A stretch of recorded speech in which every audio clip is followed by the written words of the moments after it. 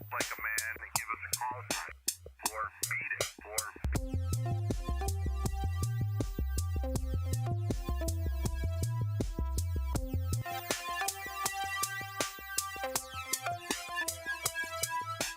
Let's play a game and give us a call sign. Or beat it. Let's play a game. That's because I made it. That's my song. Let's play a game and give us a call sign. Or beat it. Let's play a game. Get your panties out of a twist and give us a call sign. Or beat it. What is up, everybody? I don't know why the chat room is doing this whole thing, like sign into chat. Like this is I'm using like a pop-up controlling thing. This is what lets me do like I like the music though. I can pop that up. That's literally what that's doing. I don't know why it's pissing me off, dude. There's always something. Everything's always changing constantly. It's always changing. It's the guarantee of life is that there's always change. You will be affected by change. You just got to get used to it. Got to learn to deal with it. Anyway, welcome to the Ham Radio Crash Course After Chat. This is your time to really ask questions. That's the whole goal of this whole jam. So what I'm going to do is I'm going to show you the Discord here. I'm going to give you a bit of a how-to, if you will. I want you to join us out there.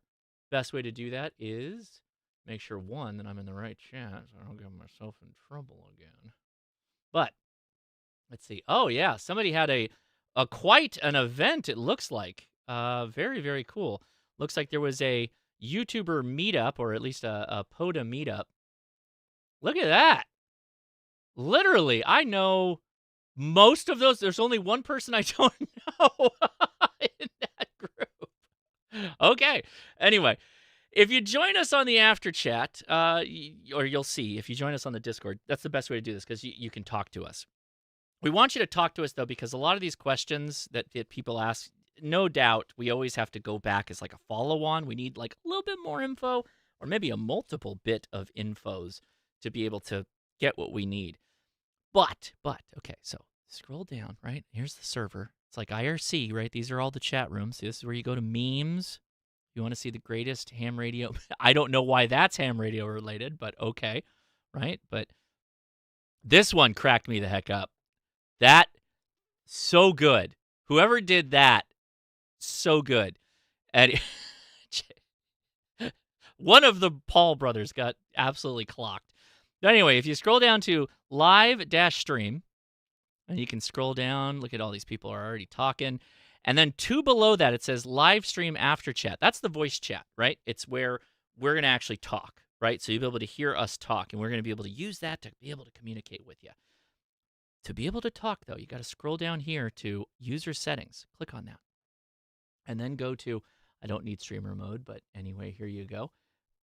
Go to voice and video right there. And then set up an input device, output device, and then scroll down to push to talk. You need push to talk. I don't.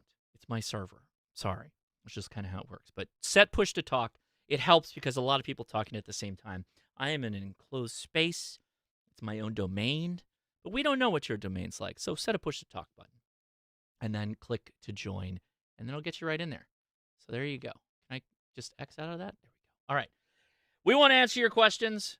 Click the Discord link. Join us there. We'll take your questions live. We'll also take your questions on YouTube, so don't worry. We'll get to that as well. But yeah, we like to get started over on the Discord. So let's hop in there and see who's hanging out. That's what I'd absolutely want. And Josh, you really need to clear out all those notifications. That is just driving my I CDO love it. I nuts. love that it drives people crazy. I love it. You know why? Because I don't care. Right? I don't care. I don't care. Managers' emails look like that, and I'm sure Josh has manager emails like that, and he doesn't care about any of the ones he hasn't read either. Yeah, that's true. That's true. I get too many emails. I've seen my bosses, and it's like, there's no way you could keep up. I get too many emails, and I treat my email. I treat everything. Okay, I'll tell you my biggest secret in life. Everything must be able to be aggregated. You must be able to aggregate all data. If you're using systems that don't aggregate data, and Discord is on my list of not aggregating very well, I want to just be able to type in the name of a person I want to talk to and get it. I want to type in a word and get all the emails based on that word. I want to just use my systems like search engines. That's all I want in life. If we can just make all the systems work that way, great. That is exactly grep. Who said it? There it is. Yeah, if only Pipe to Outlook grep, would baby. do that. Pipe to grep. I want everything to be able to AI just be helps. searchable. Just everything should be Well- aggregated. That's it. That's it. Yeah, Outlook doesn't do that because No, Outlook Outlook's horrible archives- at it. Yeah, it archives everything, and then those things that are archived eventually disappear, and Yep. you've lost something you really needed to have. I had so many hacks done on the in the corporate side. I used to offload all of my emails to like a private, like a web drive Yeah, kind I of know thing. Yeah. I used to have like little scripts and stuff that would run, and then just systematically over time they've butchered them. So my final space is sadly it's a Windows tool I will recommend, OneNote. OneNote is actually pretty good. Mhm. I I almost love make OneNote. Yeah, I do too. I almost make like little ham radio scrapbooks, or not ham radio, but like work scrapbooks, like for all the people on my shit list and all the things that I have to go do. I just collect receipts. I'm just out there like in OneNote, and then I just go to OneNote and search. OneNote has a good search engine. It's way better, but it takes one little step to get it brought over there. Yeah. Well, Yeah. I heard. Was that Shane? Yes, it was. Yeah, I heard that voice. How you doing, man? Good, man. How are you? I'm doing well. I saw the picture you was that you who posted that pictures? Or no, that's Dawn. Yeah. You're Well, Poda he in posted with it, Dawn. Don posted it, and Mike posted it, and no, we had a blast today out at Ray Roberts State Park. Ah, yes. How'd you guys do on the POTAs? What was the number of contacts you got? Well, when you're doing a pass the mic with 5 ops, the volume of contacts is less than desirable. I think we had like 30-ish contacts, I think. Oh, that's Yeah, That's and fine. Shane left about halfway through, and then Rob and several other people. I'm talking about Digital Ranchers showed up, so there was a whole nother group of people that Oh, you that love showed second up. shift. And we You were love doing that. 7. Yeah, we were doing 7 pass arounds. And the Oh, reason we were passing around is because where we were, there was one picnic table, and then it was like forever to get to another picnic table. So we set up in that one spot. We all sat around there and talked and laughed and just had a great time. I love that. And Chuck- You guys have told me about Ray Roberts. It's a big park, right? Oh yeah, it's huge. Multiple areas that you can operate either in the park, or if you're like me, some like little green belts that are also part of the park where the majority of people don't go. You can get into a nice quiet area that doesn't have a lot of foot traffic. Nice. I love that. And Josh, I will say this: it was very noticeable when you cranked the volume per the geekiest guy. It was I was listening, and definitely noticeable. thank So you. good crank on that. Yeah, thanks for the reminder on that. I have to play around with volumes for the show open.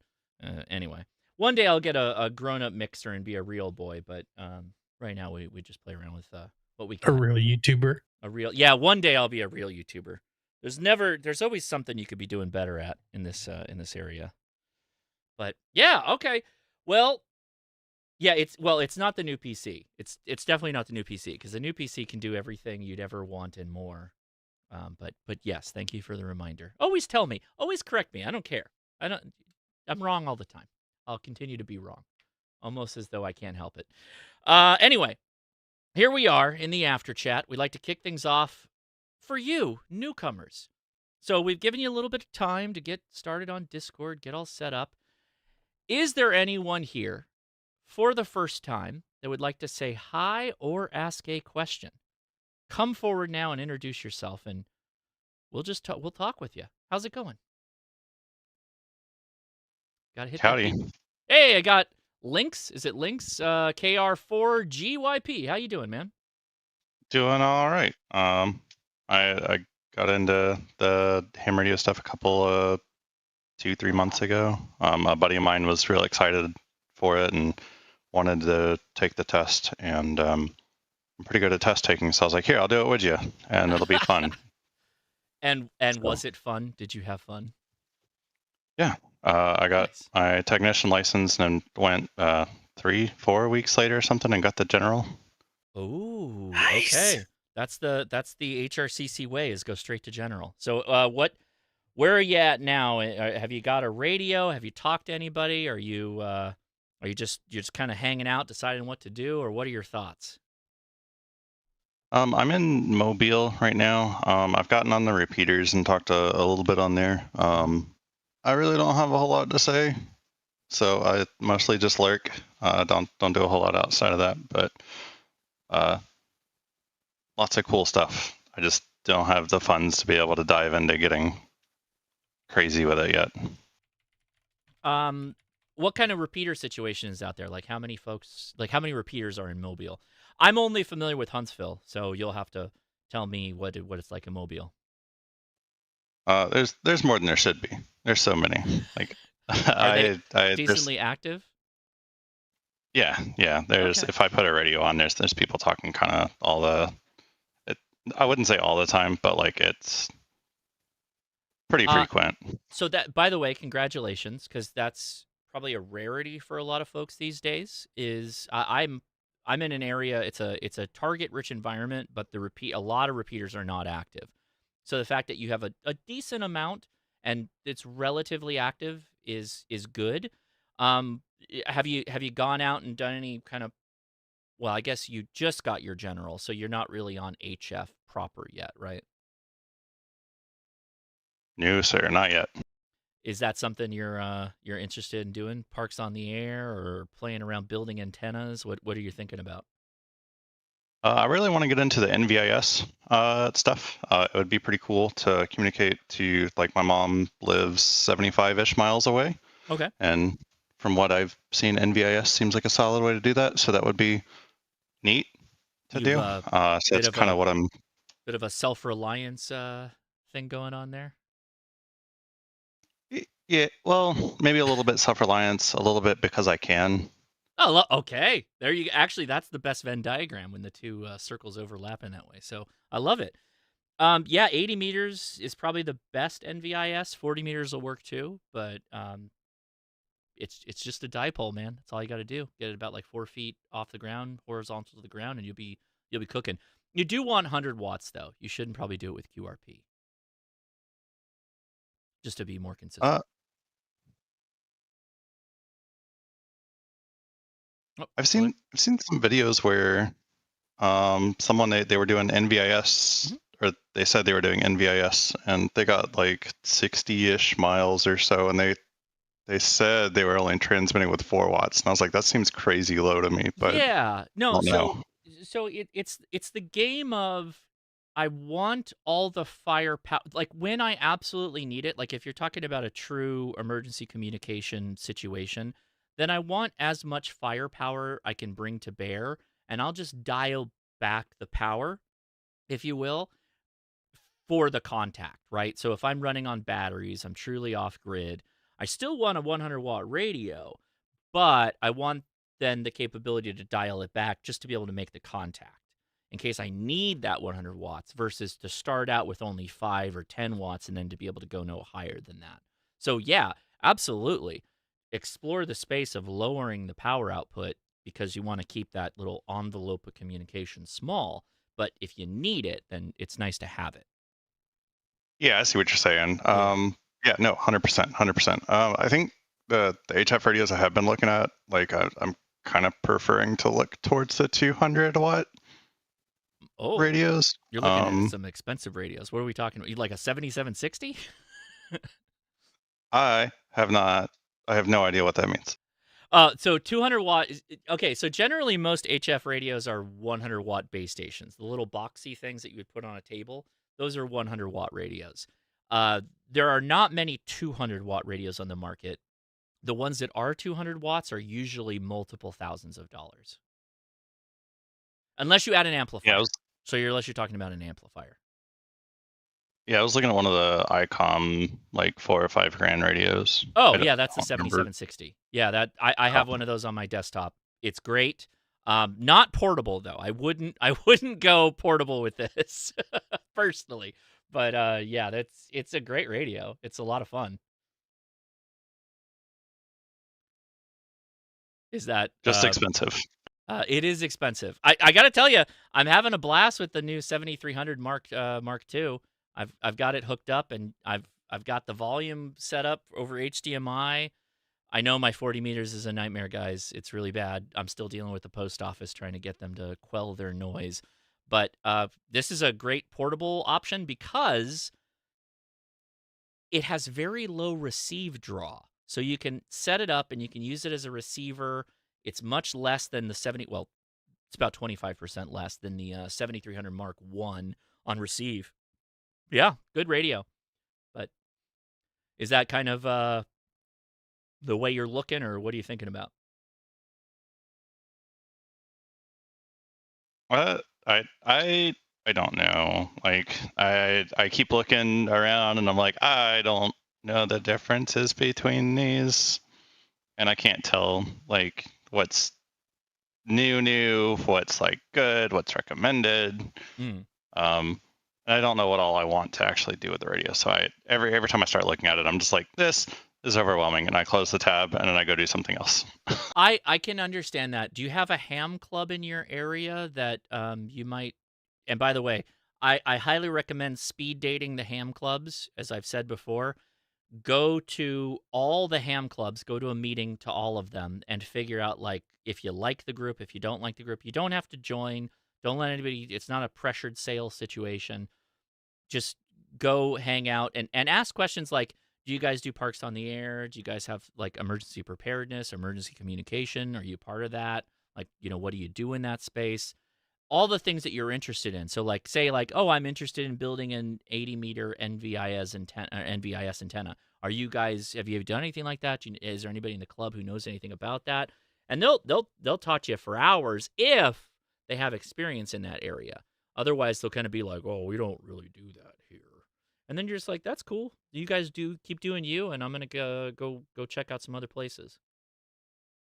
What's a good way to find the clubs in the area? Man, it's like you're queuing me up for questions, and I'm able to knock them down. So if you go to the ARRL, find a club. They have if you can just Google this, search for ARRL affiliated clubs. I will drop the link in the video description. Already done. Oh, look at you, Frank. But yeah, you can go in there and you can add your zip code and then just kind of add, let's see, you want to add, it depends on how far you want to drive. I don't know what it's like driving in Mobile, but 25, 50 miles, 100 miles, depending on how far you want to go for a club. And then it'll give you all the affiliated clubs in your area, and then you can just show up. I would recommend that you email the email address of each club and find out when their club meetings are, and then like what the address is for the meetup. Because sadly, not all clubs have like accurate updated websites, and sometimes they change. And so I'd hate for you to drive 50 miles in one direction and be like, what the hell, there's nobody here. Like, you know what I mean? So check that. Make sure you check that first. Okay, I'll have to check that out. Yeah. Well, cool, man. I'm glad you joined us. Do you have any questions? I know I kind of just jumped in there with questions to you, but you were such a good example of a first caller here into the after chat. I thought I'd take advantage. Is there anything you have for us? Yeah, I've been doing some looking into like the APRS, ARPS. I get the letters mixed up all the time. One of the two.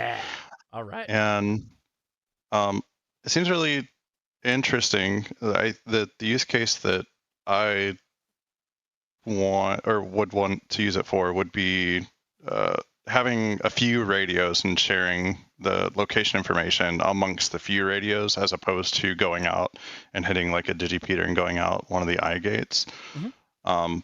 But I don't know enough about how that operates. Like, is there like a set frequency that's for the APRS? Is that just like whatever frequency you want to use? How would you set it up just to do it for, well, hey, these are my radios and my buddies and my group? Or yeah, so this is a really good question. So the answer to the first question is there an established frequency for APRS? Yes, there is. It's 144.390 megahertz. Now, that doesn't mean that you can't use your own frequency with your buddies on your HTs out in the middle of nowhere. You can absolutely set them up to transmit APRS on the same frequency, different from the standard APRS one, so that you have local location information and text messaging within your group. Either option is available for you. No further questions. Yeah, I love that. You know what? You sound a little bit like me. I got my technician, and what got me interested in kind of moving forward was things like APRS, and then ultimately Summits on the Air. But Parks on the Air is a little bit more approachable, and that's what pushed me into my general. And I've just been active since. So yeah, I love that. APRS is. I love APRS. I know not everybody loves APRS, but there you go. Anybody have any other thoughts they'd like to add in the peanut gallery here, hanging out? I actually do, Josh. Okay, Frank's going to tell you to go buy a Motorola. They're very No, expensive. no, just no, warn, no, just no. be prepared. No, I'm not going to go that route. Not that route this quick. First off, welcome, congratulations on getting licensed and all that. And two things. One, ask all the questions, and as Josh said, find the right club that fits you. For a lot of people these days, it has been the online ham radio clubs. I'm going to give two shout outs to two clubs that I'm technically member of. One, because he's here in the chats, I have to do it first. W2HRC, that's Ham Radio Clubhouse. You can go in and ask, and it's all online. It's You the just blow up Discord, Shane's inbox. right? no, but blow up the Ham Radio Clubhouse Discord. That's what that is. The other one is Temporarily Offline on YouTube, has the K-Toads Club, and our meetings are every Monday night at 7 Central on Temporarily Offline's channel. It's a live stream. That's literally the club meeting where you get to learn something new and interesting that Steve wants to do that day. My other bit of advice is for APRS, since you mentioned it, is yes, you can do it on any frequency you want.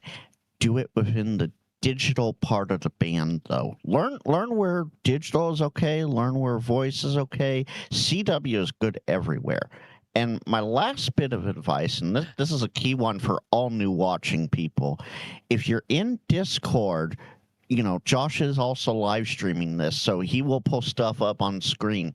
Watch that on a browser on a different window or on a different device or something. Keep it muted and listen and talk in Discord. That way you can see, when he brings up like that's a really good point. You can see what he's talking about while he's explaining it here. Yeah. Well said, Frank. So Shane, do you guys have a call sign? Like you are an affiliated club, or is this just like you meet on Discord? No, W2HRC. We've been for quite a while. And Steve also has a call sign, Frank? You didn't give the call sign for that. K-Toads, KT0ADS. Oh, KT0ADS. Okay, there you go. KT0ADS. Yeah. There you go. Was there a comment? Go ahead. Yeah, hi. I was in the Deep South Amateur Radio Club is in Mobile. I was there last month or a couple months ago. They had a ham fest that I traveled to, and they were a really nice group of people. I went to their ham fest, and everybody I dealt with was very nice, very welcoming. That's in Mobile, they're Deep South. If you just search for Deep South Amateur Radio Club, you'll find their website. And they meet on the fourth Thursday of the month. There you go. That is where I took my general, was at their ham fest. Okay, yeah, I was there. I was Tom Schaefer. I had the big banner. I was running for ARL director at the time. So they had it was a nice little ham fest. There you go. Love it. Oh wow, the Deep South Facebook group is 1.1K members. That's cool. That's a cool group. Get in with that one. Check them out. That's awesome. That's not the Mosquito group, is it? Am I thinking about the right one? I think I I have don't know it by that groups name, so confused. yeah. Nope. I probably have my groups confused. Black Swamp Amateur Black Radio Swamp. Club is Not the Deep South. Okay, yeah, different group. Thank you. But also, that's an active group as well. I don't think that's by Mobile, though. But there you go. Deep South. Well, shoot. no Black Swamp is Ohio, but they have members everywhere.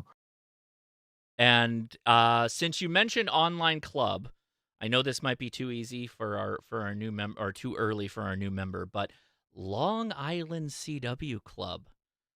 Keep CW alive, man. The group is worldwide, keeping Morse code going, because in that case, your NVIS antenna absolutely use a QRP radio. That is totally fine. CW will get through no problem. So with that one, yeah, you're like punching at 100 watts with a CW 5 watter.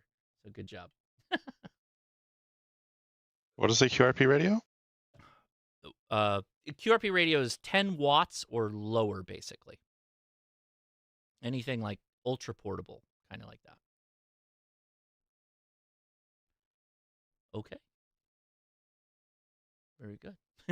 Anybody else out here for the first time like to say hi or ask a question? Come now. How are you, gents? My name is Nakaya, new general. Call sign is KF8FIN /AG now. Nice to meet you. Thanks for joining us. Do you have any questions or anything like that? Actually, I do. I want to give a little bit of a backdrop. So, Okay. backdrop is I'm an IT guy. Been Okay. an IT guy my whole life. Computers and networking. I get that. Brand new to this ham arena. Uh-huh. I'm a Detroit CERT member. Nice. So I volunteer, which is a part of the reason why I chose to. I'm actually studying now for my amateur extra. I plan on being the comms guy, field tech, as it relates to but I got a DM32 UV and then just pulling my hair out with properly finding resources to properly program this radio. Okay. My goal, essentially, I want to find out where are those resources, me being brand new, so I can go through, get myself acclimated. So within my team on CERT and helping the community to understand communications during emergencies and things like that, just making it more effective there. Okay. Really quick, KE8UFI, you got a hot mic. Can you unkey your mic, buddy? Thank you. Was it Nakaya? Did I get that right? Or did I mess that up? That is correct, sir. Okay. Not many people get it. I normally get Nokia and Nokia, but hey, thank you. Well, if they called you Nokia, then that means you're durable and reliable, right? Okay, so it sounds like you have a DMR radio. Do you have a lot of DMR in your area that you're aware of? I have looked up those repeaters, and again, I've been pulling my hair out. I can sometimes pick up the repeater responding that, yeah, I can hit it, but actually making contacts, I've made not one contact yet. Do you hear people talking on the repeater, or is it just the fact that you're able to kerchunk it and it beeps back at you when you do that? It kerchunks, reports its name and, whatever automated, recordings that might be on it. So you're able to hit it, so it's working. Because if you weren't able to hit it, it wouldn't have come back with you. So here's the thing, right? I'm gonna try and put this in this like the CERT mindset. So when you're talking about CERT, a lot of the times you are going to be communicating to field people, to people like in your CERT team, and have them communicate back to you. DMR, you don't have to give them DMR radios to do that, right? They could have just simple FRS walkie-talkies. They could have anything, because if they're not going to get ham radio license then why push them to use this particular type of format? There's not a big point for that. With that said, you can take that radio that they're talking to you on, and you can interoperate with the other radio systems like DMR or whatever else radios. As the comms guy, that's kind of what they do, is they interoperate with different radio systems to be able to communicate effectively. So that's like the first thing, is just be willing to have kind of like an onion. You're now an onion. You're a radio onion. You get to have all these different hypothetical layers that you could operate in. Now, Yes. yeah, okay. So this is you understand this. So the next question is, I don't know what the clubs are like in Detroit, but what you should probably look out for, particularly since you said you're already in CERT. Have you ever heard of APRS, Amateur Radio Emergency Service? Yes, sir. Been trying to investigate both them and races. Okay. In areas, again, being new, Yeah. and not knowing who to reach out to, I kind of been more or less on my own, but it's okay. That's what is going to help me to help future team members. Right, exactly. So I would encourage you to find a local APRS club. And again, it is going to be like a radio club that does amateur radio emergency service communications. And they drill, they practice, and they have like a gear loadout that, or recommended programming, stuff like that goes along with that. They might not be DMR. It doesn't mean that you can't use that radio for what they're doing. You just might have to go like an extra step to program in some analog channels or something along those lines, which is not difficult to do. I don't know, I'm going to ask Frank or somebody if they can look up possibly Detroit APRS groups. Now with races, we do a show called Ham Nation, and Amanda Alden, who is a fantastic emergency communicator and is a member of her local APRS group and is a ARRL. Is she director? I don't know I think that might not be the title, but in Colorado, very active in emergency communication. And she was basically explaining that races isn't necessarily completely on the way out, but they need to do a lot of work to be able to come up to the emergency communication standards that a lot of first responders use. APRS has done that, so it's probably the better place to kind of point your ship if you have a direction that you want to go. Looks like yeah, we just got I just dropped it. Perfect. Let me pull this up right now. So I'm going to grab that. Hold on one second. I'm going to get this over on the web. So we've got potentially the Amateur Radio, Michigan Amateur Radio Public Service Corps. And they are, the link was dropped in the video description, probably in the chat as well, that you can find it. You probably want to reach out to them. Or again, speed date these clubs. Go to one of the club meetings or go to one of their events and see what they do, see if you're about what they're up to, and then go from there. Copy that. Really appreciate it. More on the just the programming aspect of things. What books or tutorials can I look at outside of ham radio prep, because I already purchased like a subscription to that? Can I jump in? Yeah, go ahead. You got a comment. Go ahead, comment. Yeah. Hey, Josh, this is Nash. Yeah, so specifically for that radio, I went ahead and put in a link in the Discord chat to a Facebook group. It's everything about the Baofeng DM32. They've got all the resources for programming. They've got, really, easy to follow guides for programming DMR channels and getting everything up and running. Even analog channels work just fine on this radio. And yeah, so I strongly encourage you to check out that Facebook group. There you go. Copy that. Thanks, sir. The big thing, too, is just to keep in mind is like the comms plan is something that you cook up yourself. For a radio like that, what you will want to do is you want to have a and I'll be just to use the appropriate lingo, you're making a code plug for a DMR radio. A code plug is just another way of saying a radio program. It's a list of channels for the repeaters in your area. Go ahead and load up all the local repeaters. There's no reason not to include them in your comms plan. But then have maybe a simplex DMR channel, a number of other channels that you may want to load along with analog channels, and then you can build that out, and then you take that code plug and you would copy it to other radios if you end up getting more radios, or if you end up with, who knows, wherever you're going with this. But the big thing is, and as an IT guy, I think you're probably already well aware of this, but I like to have a USB stick that I keep with me that has common my radio program like files on it and the programming software. I like to keep that on my my little card that I keep with me, or my USB stick. That way, regardless of what computer I'm in front of, or if I have to reload because something happened, I've got a good backup that I can then reload things quickly and get back on the air if I need to do so. Absolutely. That 1, 2, 3 rule. There, yeah, exactly. There you go. Yeah, yeah. Since you're also an IT guy and you're interested in communications, look up the PACE plan. I have a couple of videos on the PACE. That's Papa Alpha Charlie Echo.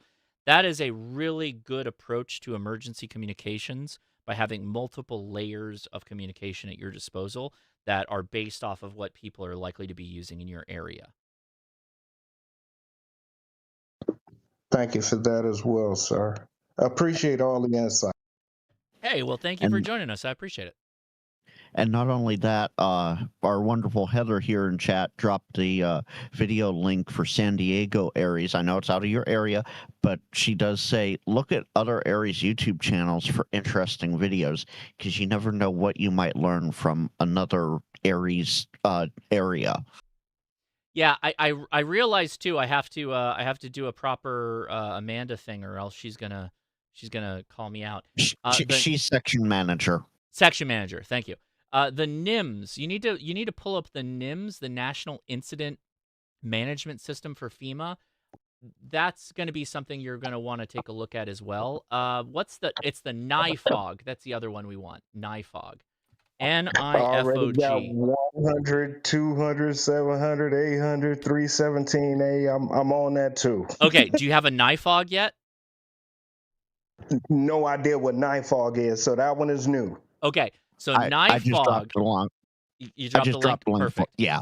So it's the National Interoperability Fields Operation Guide. So a number of those frequencies you will be able to program into your radio for interoperability.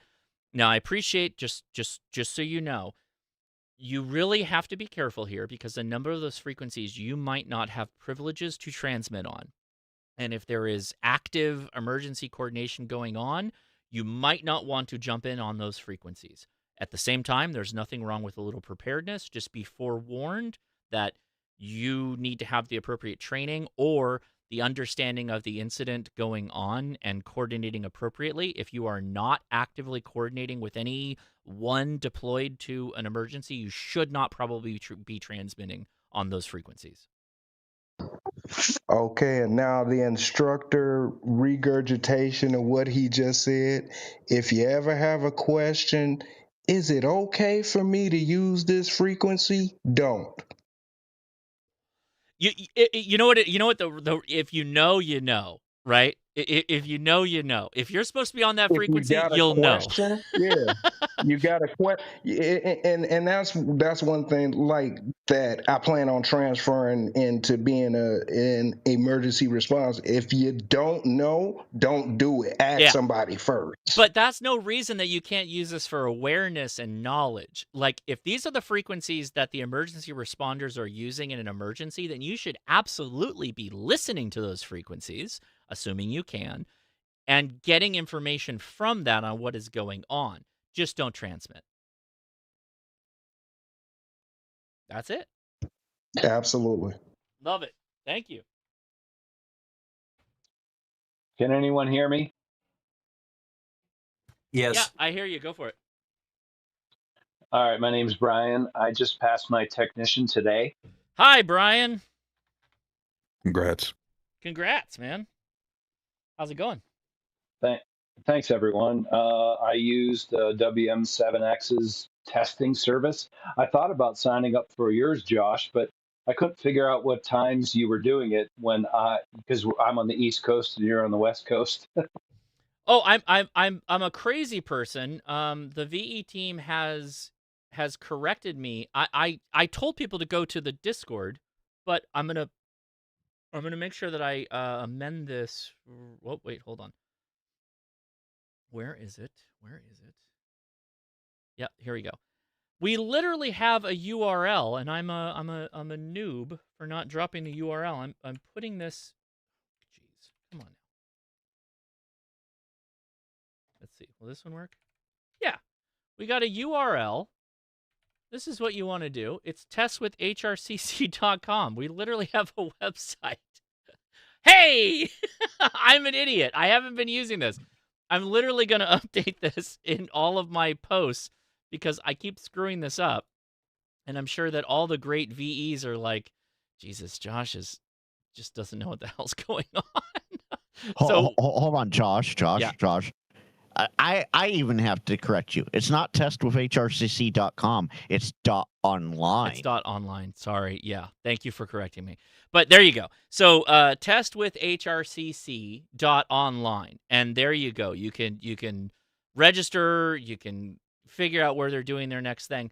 That's also not to say that you can't go to #testing_questions on the Discord and figure out what they're doing. But we're going to use this from now on. I'm going to pull this up on every live stream, on everything I do. I'm going to use this link. I'm burning it into my brain. I'm adding a fold somewhere in there so that I stop screwing this up, because it's actually a fantastic website for coordinating this. So thank you for pointing that out. Well, perhaps when I'm ready for my general, I will click on that link and I will sign up. There you go. There you go. And you can see that they got little green and yellow and red bubbles for space available. There's a POTA picnic. Wait, where is this? Wait, what's going on here? Where's this POTA picnic egg? I'm hoping by the time they reopen the government, they'll have me validated for my amateur extras. There you go. That's tomorrow. Where's this at? Oh, no. I mean, whenever they shut down and actually reopen, because we all know that I hope everybody knows the shutdown. The next one is coming. There's another shutdown coming? There will always be another shutdown. There will always be another shutdown because it's used as a political football for spectacle and sport. Exactly. Enjoy bread and circuses in the form of our political establishments, people. End of January. Well, get your FCC licenses in before the end of January, kids, because the government may shut down again. All right, did you have another question, or do we hit them for you, or a comment? No, sir. I'm good. You inundated me with new information, so I'm good so far. Right on. How about Reliant in there? Reliant, you still there? I didn't really have any questions. I was just letting you know that I passed my technician, and I am building antennas, and I have an SPDX, and I have a true SDX, and I have one of the Chinese clones, and a whole mess of HTs. The first thing I did was got my GMRS license so I could at least do some experiments without having to take a test while I studied for the technician. So I passed it today with 100%. Hey, congratulations. Good job on killing the test. I love it. Good job. Very good, very good. All right, is there anybody else in the chat for first-timers that'd like to say hi or ask a question? Come now. Yep, here, Hotel Bravo 9 or Hotel India Hotel. Does my mic work? Is that Phoenix, or how would you pronounce the O with the... Yeah, Phoenix. I'm from other side of the pond, Europe. And I've got a bit more technical question. Okay. I recently, it's now over a year ago, got an IC701. So a radio from quite a while ago. Okay. And it worked great. Was just a bit out of tune. Then we went to a friend to nicely tune it up with a new Rotor and Schwartz test kit. And we promptly blew the AB amplifier, which has now been replaced. but I, with the thermal camera, found out that one of the two transistors runs extremely hot, while the other one doesn't get hot. So there's an imbalance in the AB amplifier somewhere. And I wanted to just ask into the round generally if somebody here maybe has an old IC701 that is working, that could measure some things for me, help me out get mine to work again, or just has lots of experience, because I've tried and I'm starting to be out of options and out of ideas. I will quickly post a picture of the relevant part of the schematic into the live stream chat. Post it in the Discord. I don't know that they're in this group specifically. You're gonna find somebody that has that radio, but maybe I'm wrong. Somebody speak up if you have this radio and know it deep in the bowels. Probably the only person that really knows it has left the chat, Dawn. I don't know that he had. Oh, what happened? Because he was out all day doing POTA, so he's tired. No, he had a phone call he had to deal with. So here's what I would recommend. Actually, I think you should reach out to ICOM. They know their radios. They might even be able to get you a service manual for this, and be able to help you with some direction. I think. By the way, I noticed a trend. I've seen it where people message me directly to ask about like ICOM radios or Yaesu radios, and I'm always like, hey guys, I don't open these boxes a lot of the times because it's like under warranty, and I'm just gonna send it back to them to fix it.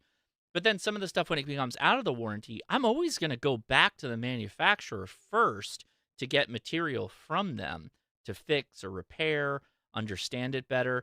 And if they if they're not warranting their radio anymore, then they're generally fine, like giving you documentation on it and helping you a little bit, because again, you're kind of on your own, and it behooves them to make you satisfied with the radio, even though it's one that's not something that they produce and sell anymore. So you might just want to email them, considering that your time difference, you probably can't catch them on operating hours. You might just want to email them. Yeah, I tried that. Because the radio is from 1970. They said they unfortunately don't have any documentation left. They just sent me the manual again, which I already have, and I already have all the schematics. I have everything. It's just I'm not good enough. Well, shoot. Okay, that shoots my idea right in the foot. Do you have a good double E in your area, or a radio repair area, like a person that does radio repairs? Yeah, I've asked around a bit, but they're all not really. They know their way around, but they're all couldn't really help me clearly. Somebody else wanted to add something? Do me a favor. If you're good with Discord, reach out to me via DM. I might have a lead on someone who has the IC701 that I can potentially coordinate and hook you up with. We're both here on Pacific Coast of the U.S. So, but send me a DM and I will do what I can to help you out as well. Thank you very much. That's lovely. I will have to combat the Discord privileges thing. I will send you one. Thank you. Yeah, of course. Yeah, you kind of have to get in touch, because you might have to guide them a little bit on what you need to probe to test too. So be willing to take the time to talk with them. Yeah, obviously. Yeah, that's a bit of a hobby project, repairing that radio. It's a cool looking radio though. Look at this sucker. I saw the back of it. Look at that. That's a cool radio. Yeah, it gives really old school vibes. And the cool thing is, it has got a frequency output interface. So one guy already built an interface. Unfortunately, it's not responding anymore, and his firmware has been lost. But I've rebuilt an interface for it, a digital interface, so I can control this radio with my computer. It has a cat control? What? It doesn't have a cat. It's like it's a parallel interface, which is nicely documented from times before cat. it has a parallel port in the back. What's the Yep, interface? yep.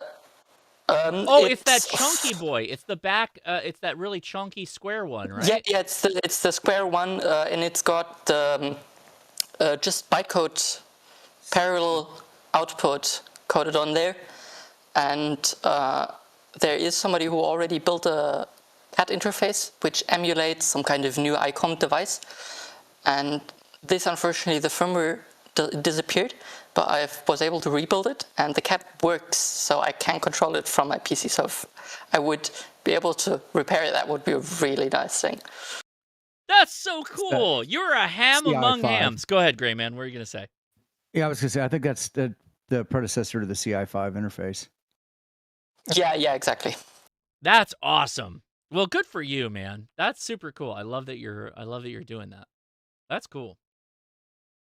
Well, good luck to you. You will have to find somebody with this radio that can help you diagnose some of those diagramming problems that you're going through. But best of luck. Yeah, thank you, and to the rest all, have a nice 7-3. I love the look just to the back end of this. Isn't that a cool looking radio? That's sweet. All right, anybody else here for the first time that would like to say hi or ask a question? Now is the time. We're taking all callers, all new callers now. Anybody? First timers. Okay.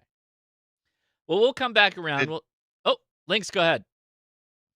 I'd have one more thing I wanted to say. Yeah. I really appreciate the materials and stuff that you posted online. I was able to go through your videos, and from the time I started studying to the time I took the exam was about 7 days. So That's awesome, thanks. dude. That's awesome.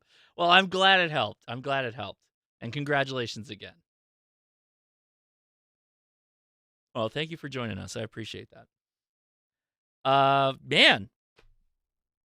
Well, let's talk about Christmas hauls. Does anybody have a Christmas haul ham radio item they want to talk about?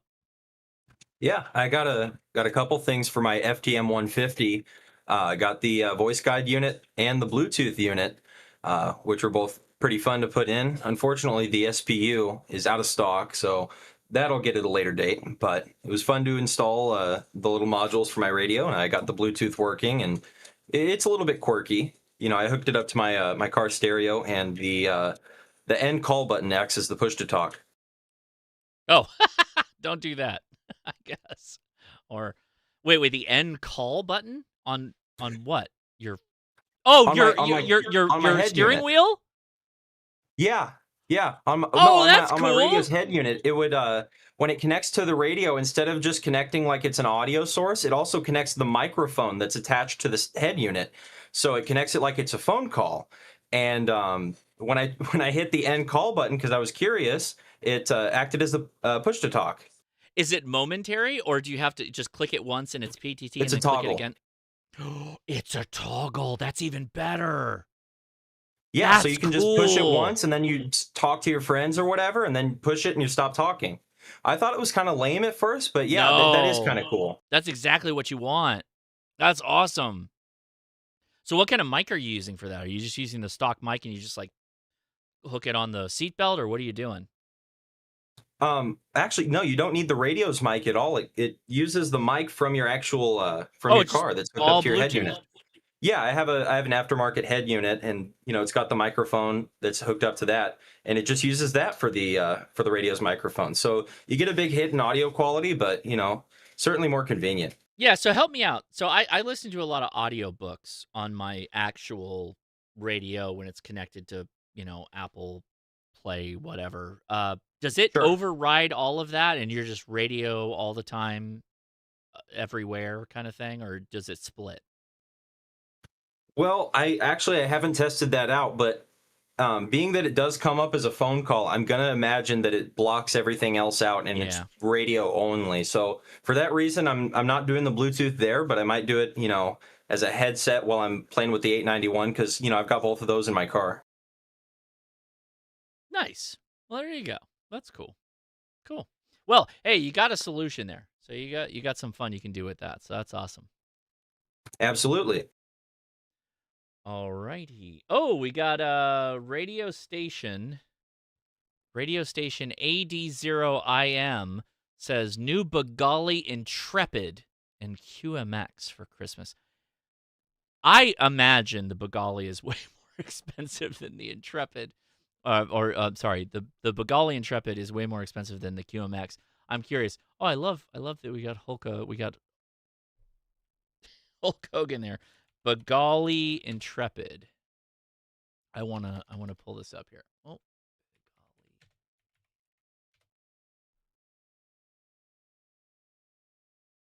let's. Oh, single lever. Wait, is this the bug? Oh, this is the Bengali bug. This is a cool key. It's a funky key. That is definitely more expensive. Definitely more expensive than a QMX. But very cool. That is very cool. Heavy weight. It's about 6 pounds. The key is 6 pounds. That's crazy. Look at that thing. Oh. It looks like you're looking down the barrel of a steam locomotive. That's pretty cool. All right. Anybody else want to share their Christmas hauls? Otherwise, I'll talk a little bit about mine because I'm curious about how all this is going to work out. Who wants to jump in? I'd like to. Matthew, go ahead. Mine was a nice T-shirt. If cameras were available, you'd be able to see it. Are you on Discord on your phone? Because you can take a picture with your phone and then post it on Discord. I am on my computer, unfortunately. But you could join on your phone and then you could take a picture with it. Actually, I have an idea. Give me 1 second. Okay. He's got an idea, folks. We'll let the man cook. Who else wants to hit us with their Christmas Day hauls? Would love to hear it. Well, it's not. I bought a Reliant, go ahead, and then we'll go with Frank. I bought a trio of Baofeng UV9R waterproof radios for the kids. Okay. And programmed them with the GMRS stuff that I have a license for because I have not received my call sign for the technician yet. Well, we will not tell anybody, but that family license will work for GMR or GMRS. So, and it's good that they're water resistant. That also helps. Are they showing interest in radio? They sure like to grab them and yell into them very loudly, which at the end of the transmission, I apologize for all of the yelling and all of the silliness and all of the stupid things that they say. Actually, they got a great kick out of your Christmas light antenna live stream last weekend. With my son, where he was doing 6-7 in the back of the truck or whatever he was doing. They were screaming 6-7 like mad. I bet, yeah. Edison is quite the card. So we have I probably need to shoot a video with them next week because I've got to do something before I get on a plane and go back to Austin. I'm heading to Austin, Texas again, everybody. So my wife was trying to get them to go to bed, but all they wanted to do was watch the Christmas lights and your boys. Oh, I'll let them know. That's awesome. I will tell them. That's super cool. I love that. Oh, you got it. Yes, I am going back to Modern Rogue. JRE podcast? No, I wish. That would be fun. But no, Modern Rogue. I'm going back, hanging out with Brian Brushwood, who is one of my favorite people to hang out with. That dude is crazy. And I just love his intensity for learning. He's one of the most intense learners I've ever been around. And it's like, do you know when you feel like you're locked in, like you're totally zenned out, and you're just I know exactly the feeling. He is like that. I've seen it. You can watch the channel Modern Rogue, and you can watch him as he's asking the questions, and you can tell that he's just taking it in and processing it at a deep level, and it's just getting caked in there, he's just packing it in. It's really impressive. All the videos they do, he's the perfect person for that. It might be I don't want to say like the folks who do sleight of hand, magicians, all that stuff, but I have a feeling that there's some connection, which is how quickly they can absorb information. I don't know what it is, but he's really impressed me every time I hang out with him. He's a lot of fun. So I will be back out there. We're doing another Modern Rogue series coming up. It's going to be a lot of fun. Yeah, I No got the a screen share of my computer's camera going here. If you want to take a look at. Oh, he's okay. Well, normally we don't do the live because it can kill the chat. So let's see. Can I just watch this? Let me see if I can pull this up. The problem is the bandwidth is it becomes a problem. So where? Let's see. Okay, what what am I showing? What am I looking at? It's a T-shirt that says "When all else fails, Oh, hand okay. radio works." All right, hold on. God, you got like, can you throw a flashlight on that or something? It's so dark. It started freaking me out a little bit. I'm like, I don't know that I want to put this on the stream. No, I see it. We got it. Thank you. That's very good. All right. And also my 10-tech Omni D to my right here on the table. If you can do me a favor, stop live streaming because we got so many people in here that it'll start hogging the bandwidth for everybody. So I appreciate you did that, but yeah, hop out there. Thank you very much. Thank you for showing. I did. Yeah, very good. Oh, good. And then yeah, Chris took a screenshot of it. So if people want to see the image, they can.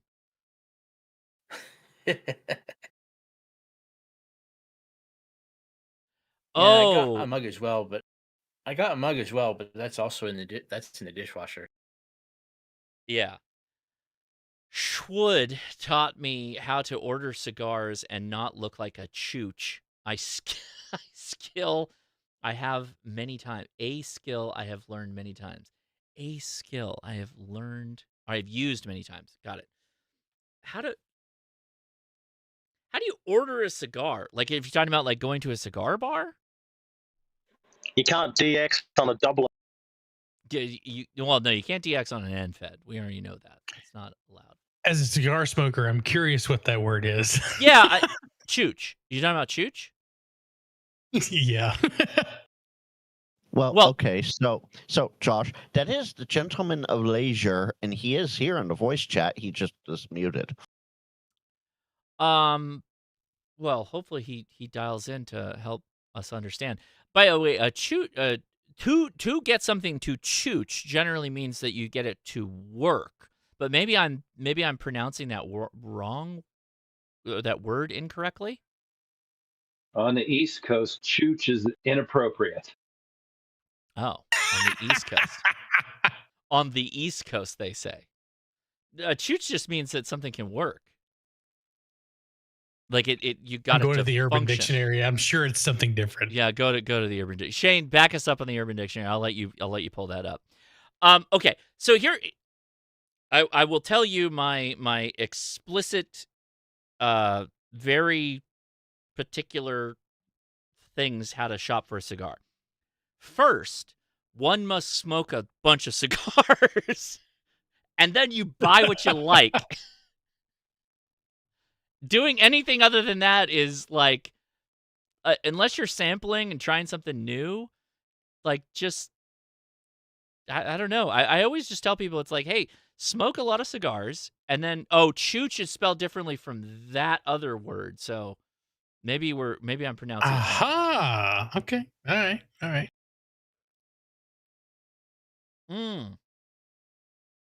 What's the geekiest guy? Why am I not getting that? Why can I not pronounce the word? Do I have the wrong word? I mean, we're just going off what's in chat. So Romeo y Julietas is very good, but generally, I have found that if you put people onto a Maduro wrapper,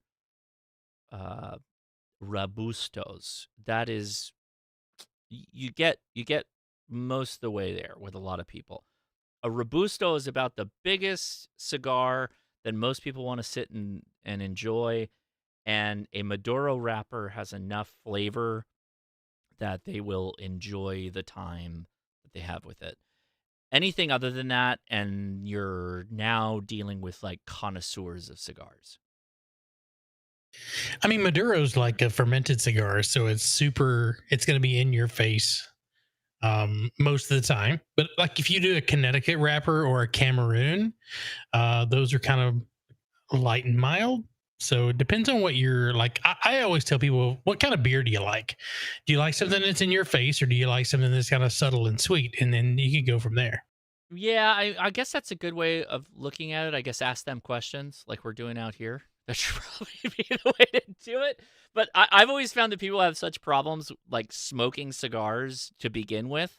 Like they'll start getting a run, or they're not lining them up. And Maduros just generally smoke a little bit better. I don't know what it is about them. Probably because the leaves themselves are already smoked before they even get onto the cigar. So they just seem to go up a little bit better, a little bit more evenly.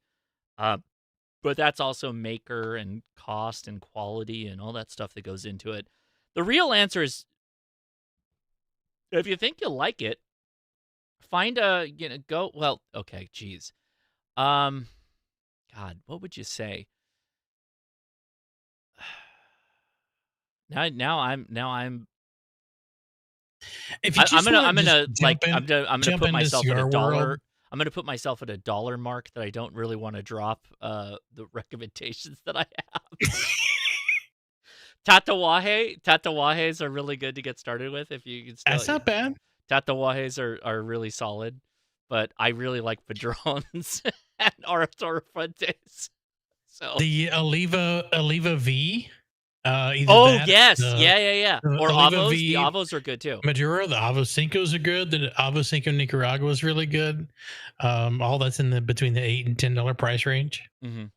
Yeah, there you go. Yeah, just that alone from Shane's from what he recommended, go do that. Smoke one of each of those in Maduro, Cameroon, and Virginia. Splash of Virginia in there, and then you'll have an idea of what you like. DM me on Discord. There you go. On Discord. I've got a ton of recommendations. That is a part of their ham radio clubhouse club that you can join, and you can get hot cigar recommendations. And if you're ever able to, go ahead and pick up a Candela cigar. Unlike anything you've ever had. I'm not a big fan of Candelas. I've never liked a Candela, really. Personally. I like the taste You're of not them. wrong. I'm just not the biggest fan. Again, that's like wine preferences. I can talk for hours about wine. Well, maybe not for hours, but I can talk about wine a lot. I will tell you, there's two things in life that I did before the Ham Radio Crash Course, and it's not because of the Ham Radio Crash Course. I had a kid, and I used to smoke cigars all the time, and I used to go shoot competitive shotgun all the time. And sometimes I did those things at the same time. And I had a kid, and I couldn't take the kid to go shotgun shooting with me. I even bought a little like helmet. It was not a helmet, but it was like a cover with ear protection built into it. And my wife was like, "Nope, we're not doing any of that. Ben can't come to the shooting and all that stuff." So the cigar smoking for me, I stopped because I just don't have the time. I can't sit outside like I used to when it was just me and the wife. She'd come and hang out with me in the backyard. I'd be smoking a cigar, mow the lawn, doing projects and all that stuff. But once you have the kids, man, it just it got way too hard. And I'm not gonna smoke in the ham shack. I won't do that. But yeah. So I have to poke a little fun at Shane real quick, and then I'll talk about my Christmas gifts. Okay. You can message Shane anytime you want. Just don't do it from 7 to 9 Central on Tuesdays, because he will not respond to you because he won't see it. I'm on a live stream. I don't watch Discord when I'm on a live stream. Oh, I watch Discord. I'm in Discord. It's nuts. Well, anyway, Frank, I don't really respond to your stuff when I'm doing the hour show either. Yeah, that's true. But that usually my stuff to Shane is stupid, silly BS stuff. Oh, okay. Well, You Yeah. know that's not acceptable with me, Frank. You can't do the jokes with me. No. No. As far as Christmas goes for me, well, it wasn't like proper Christmas. I'm considering it Christmas because it was December gifts. Mhm. An All-Star node and a solar node from Seed Studios. Oh, I got a solar node from Seed as well. I set it up. We're running medium fast right now. I'm on the medium fast crew here in Southern California. Okay, how are you liking the medium fast? And was it the P1 or the P1 Pro that you got? I don't know. What's the difference? P1 Pro has GPS, battery, and a few other add-ons to it. I'll have to find the box. I'm not sure, Frank. I'm not sure. I think it has GPS, though, because I think I'm squawking out GPS, which I'm not exactly happy about, but close enough. Okay. How do you like medium fast? We're trying to grow it here in the Bay Area, and we have like the heart of the Bay down, but it's the outliers that we're having I thought issues with. the NorCal mesh was all medium fast at this point.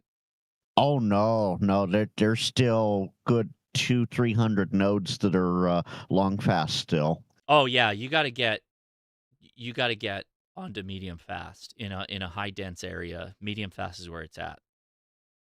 Well, okay, so if we were to talk about downtown LA being the heart of San Francisco Bay Area, just to give people an idea, if downtown LA is the heart of San Francisco Bay, I'm way out there in like Barstow when it comes to distance. For I'm out in the high desert of Mojave, and we haven't gotten the medium fast on the router side up on hilltops in order to reach that far out yet. Okay. Well, then do what you got to do. But so I tell you what. Oh my God, are you guys okay? I don't know how many people are making videos on Meshtastic devices, but every time I make a Meshtastic video, I get a ton of like comments from people. It's like, oh, you got to get on Meshcore. Meshcore is where it's at. Don't use Meshtastic. Meshcore is better. Blah blah blah. The problem is that they're almost like two different systems, right? And the Meshcore guys are really trying to pull people out of Meshtastic to get into Meshcore.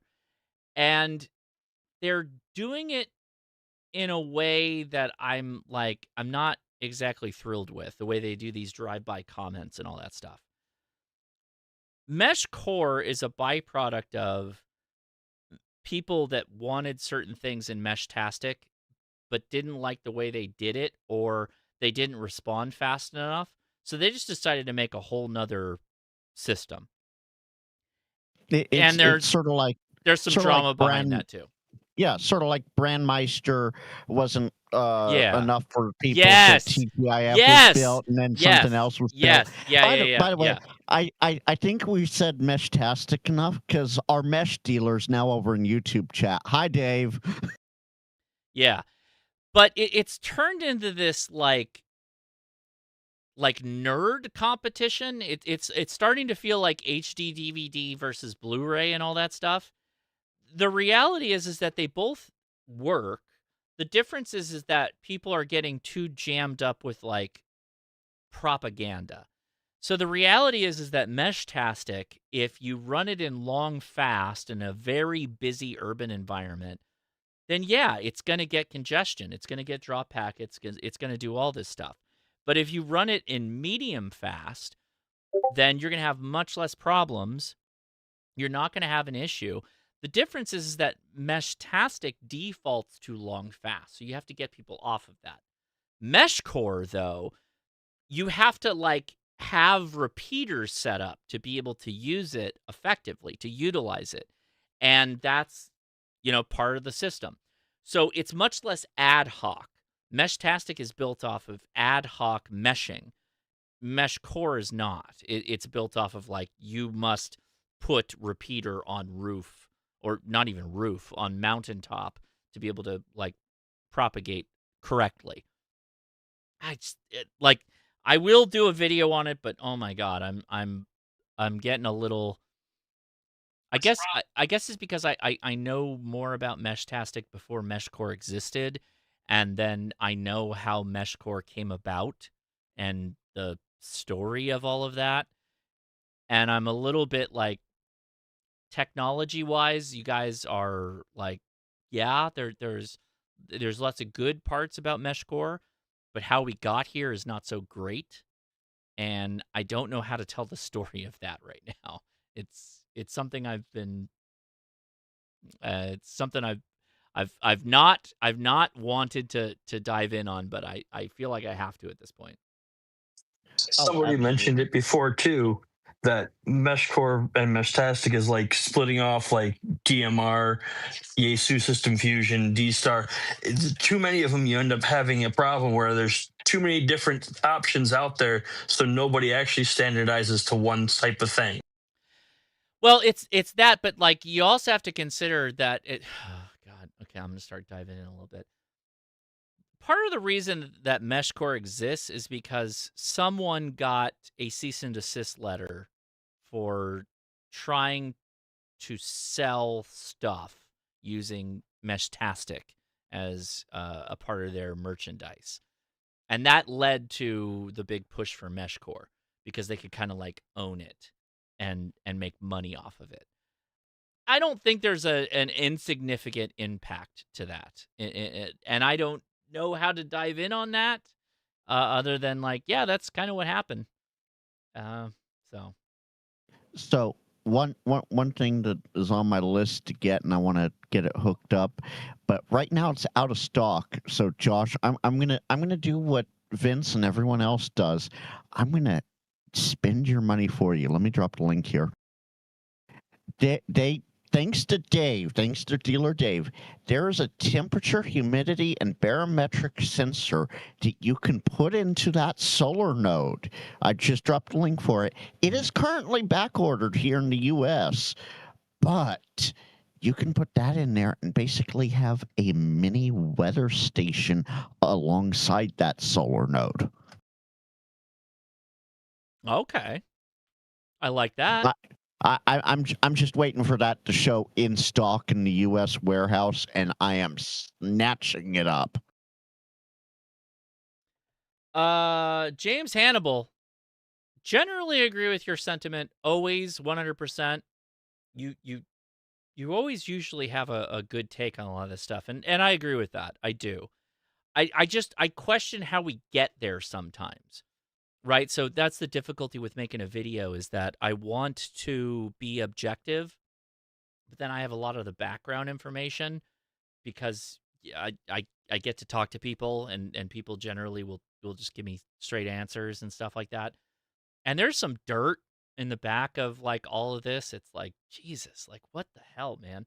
Because like straight up, I want everybody to understand.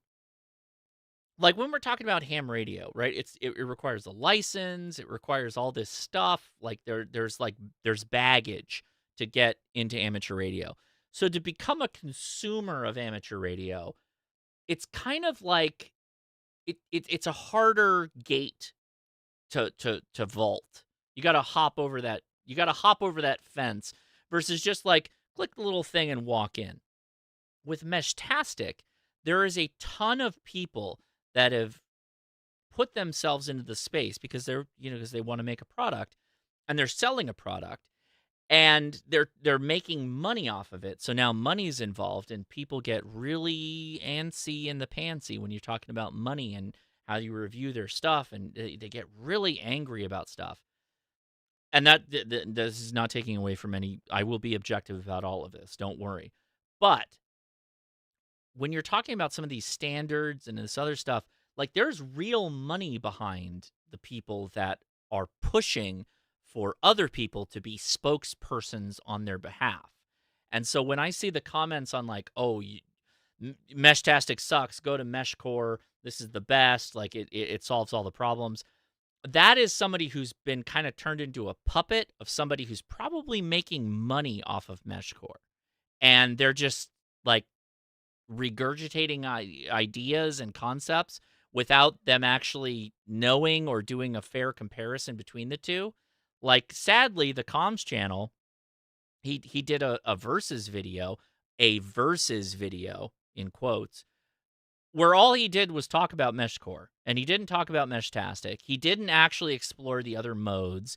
He didn't even show if those other modes worked or didn't work, and he called it a versus video. And by the way, I like all his stuff. I like his videos. I don't know him personally, but he came out with this video, and it's like, Jesus, like, what are we doing here? Like, that's not very objective.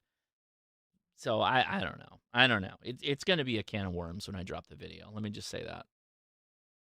Now, I will leave it at this, and Mesh Dealer Dave mentioned this. The sensor is inside the waterproof device, so the metrics are a little bit off with that sensor. Oh, that makes sense. You don't want barometric. Like, well, you'd have to almost pop a hole or something like that, like a little breather. Almost, yeah. Yeah, you can do that. But yeah, that's Christmas, Christmas gifts, if you will, for me, and what I'm looking forward to. There you go. Right on. Question? Question. Go ahead. Question. Hey, Josh, this is Jason. This Meshtastic Mesh Core, is it give you like kind of like an open source conflict type deal or what? Oh boy, you hit on one of the biggest arguments. Meshtastic is open source. It is a MIT-based open source license, so you can't really modify it. Anyway, Meshtastic is open source. Mesh Core has some backgrounds of not being completely open source. There might be parts of it. I don't want to speak out of turn because I haven't done the full research on any of this. But there are some statements I've heard from people that there is a weird legacy there for open source. So I don't know, and I don't want to speak out of turn. So I can just say that, yeah, Meshtastic is. Thank you, sir. Yeah. Dude, it's gonna be spicy if I post a video about this. I don't even know that I want to deal with it, but we'll see how it goes. Go on vacation when you do it. No, yeah, I mean, you know how that doesn't work. That doesn't work. Are you kidding me?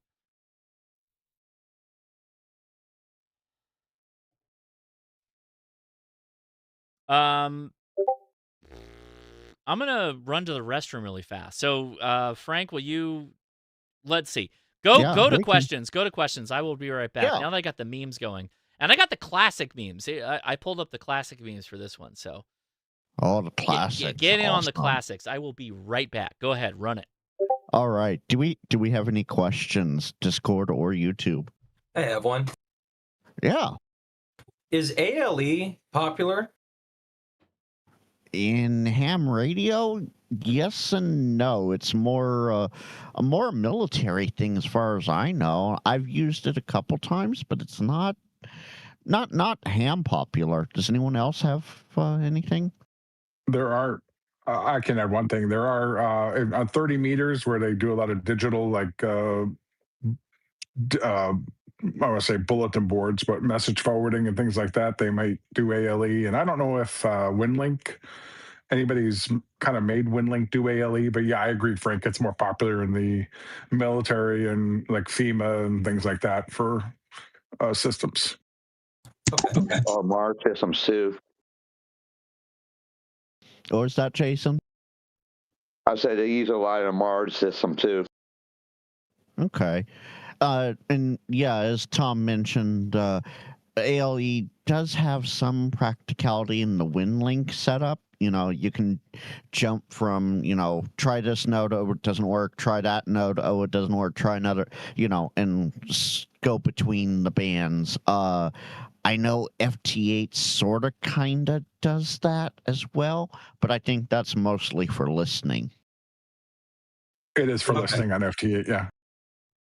Yeah, just listening.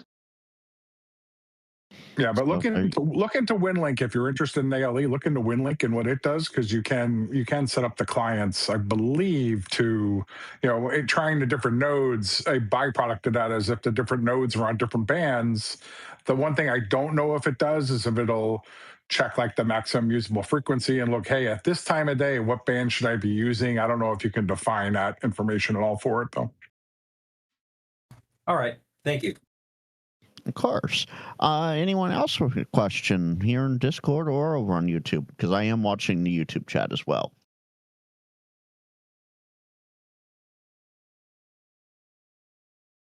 Hey, Frank, I got a question about my 991A. Yeah, Jason. I saw a YouTube video. I don't know if you can do it on the 918, but you can go on 10 meters and put it on 29250, which is the 10 meter call, and put it on System Fusion FM, and then hit group monitoring, and then it'll beacon your call sign. Does that actually work? I have seen it work myself. I have a friend who has a 991A, and we have done that with the 991A. So absolutely. I can confirm that one as well, because when I had my 991A, I actually used to do that quite regularly. Thank you, guys. There you go. All right, I see Josh is back, and one of our new people here is wanting a TLDR on PyStar. Oh boy. Go build one if you don't want to talk on repeaters.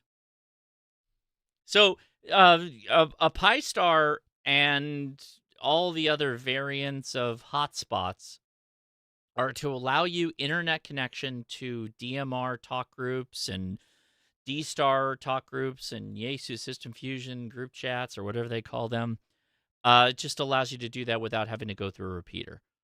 So go nuts. But if you mean the drama behind it, then I'm going to pass to Frank and let him talk for 15 minutes. Oh, I'm not gonna talk on the drama. No drama with me. So, I mean, that's like what it is. It's a tool to allow you to bypass a repeater to go directly to the talk group, the internet, if you will. So is it ham radio? It's only ham radio as far as your radio goes to the PyStar, and the PyStar receives your radio transmission. So it's tangentially ham radio. It's fun, and we do it, and it's cool. But like, is it really ham radio? It's like, okay. I don't know. I don't get too caught up in that because it's like, man, it's not that big a deal. All right, so he was looking for something to build.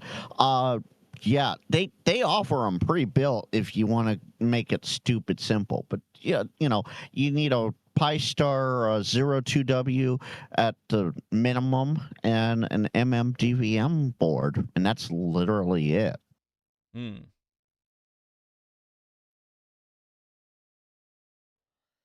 This is a fantastic question. Oh, Links isn't Links in the chat? Is it the same Links? Yeah. Is that you? Same one. Okay. Yeah, that's me. Okay. So how often are you able to talk to the ISS? If you mean talk to astronauts, almost never. Almost never. The reason for that is when the astronauts have downtime that they can do things like radio. And I appreciate, like, they're constantly working, and then they're like less working in the fact that they have to survive in space. And then they're like, okay, I'm going to get on the radio now. They're generally talking to like school kids. They're preparing for a pass to talk to, school kids that have set up these systems to be able to talk to them, like radio systems, amateur radio systems and all that. But regardless. So almost never. Sometimes you can ride along with some of the frequencies that they're talking on. By the way, they don't always use the same frequency. In fact, they jump around specifically because hams will figure out where they're at and be like, I'm just going to hop in here and talk to the astronauts. Sometimes they will make contacts with you. Sometimes an astronaut will get on the air and call CQ. It's pretty rare. It's actually very rare because I've never experienced it, but I'm also not like trolling the frequencies that they might be on. With that said, when the ISS is overhead, they do have a crossband repeater where you can transmit into the repeater and it will downlink on a different band, and then you can talk to everybody on the ground. So I have gotten decently long-distance contacts on the continental U.S. using that crossband repeater. And that is effective whenever it's overhead, basically. And so, yes, you can plan for an ISS pass, and then you can talk through it like a repeater in space, basically, and be able to make really long-distance contacts, which is a lot of fun because there's a ton of people that actually chase contacts like that. It's actually a very aggressive is the wrong word, but fast-paced is what I would say. Fast-paced contact methodology. More of an education purpose.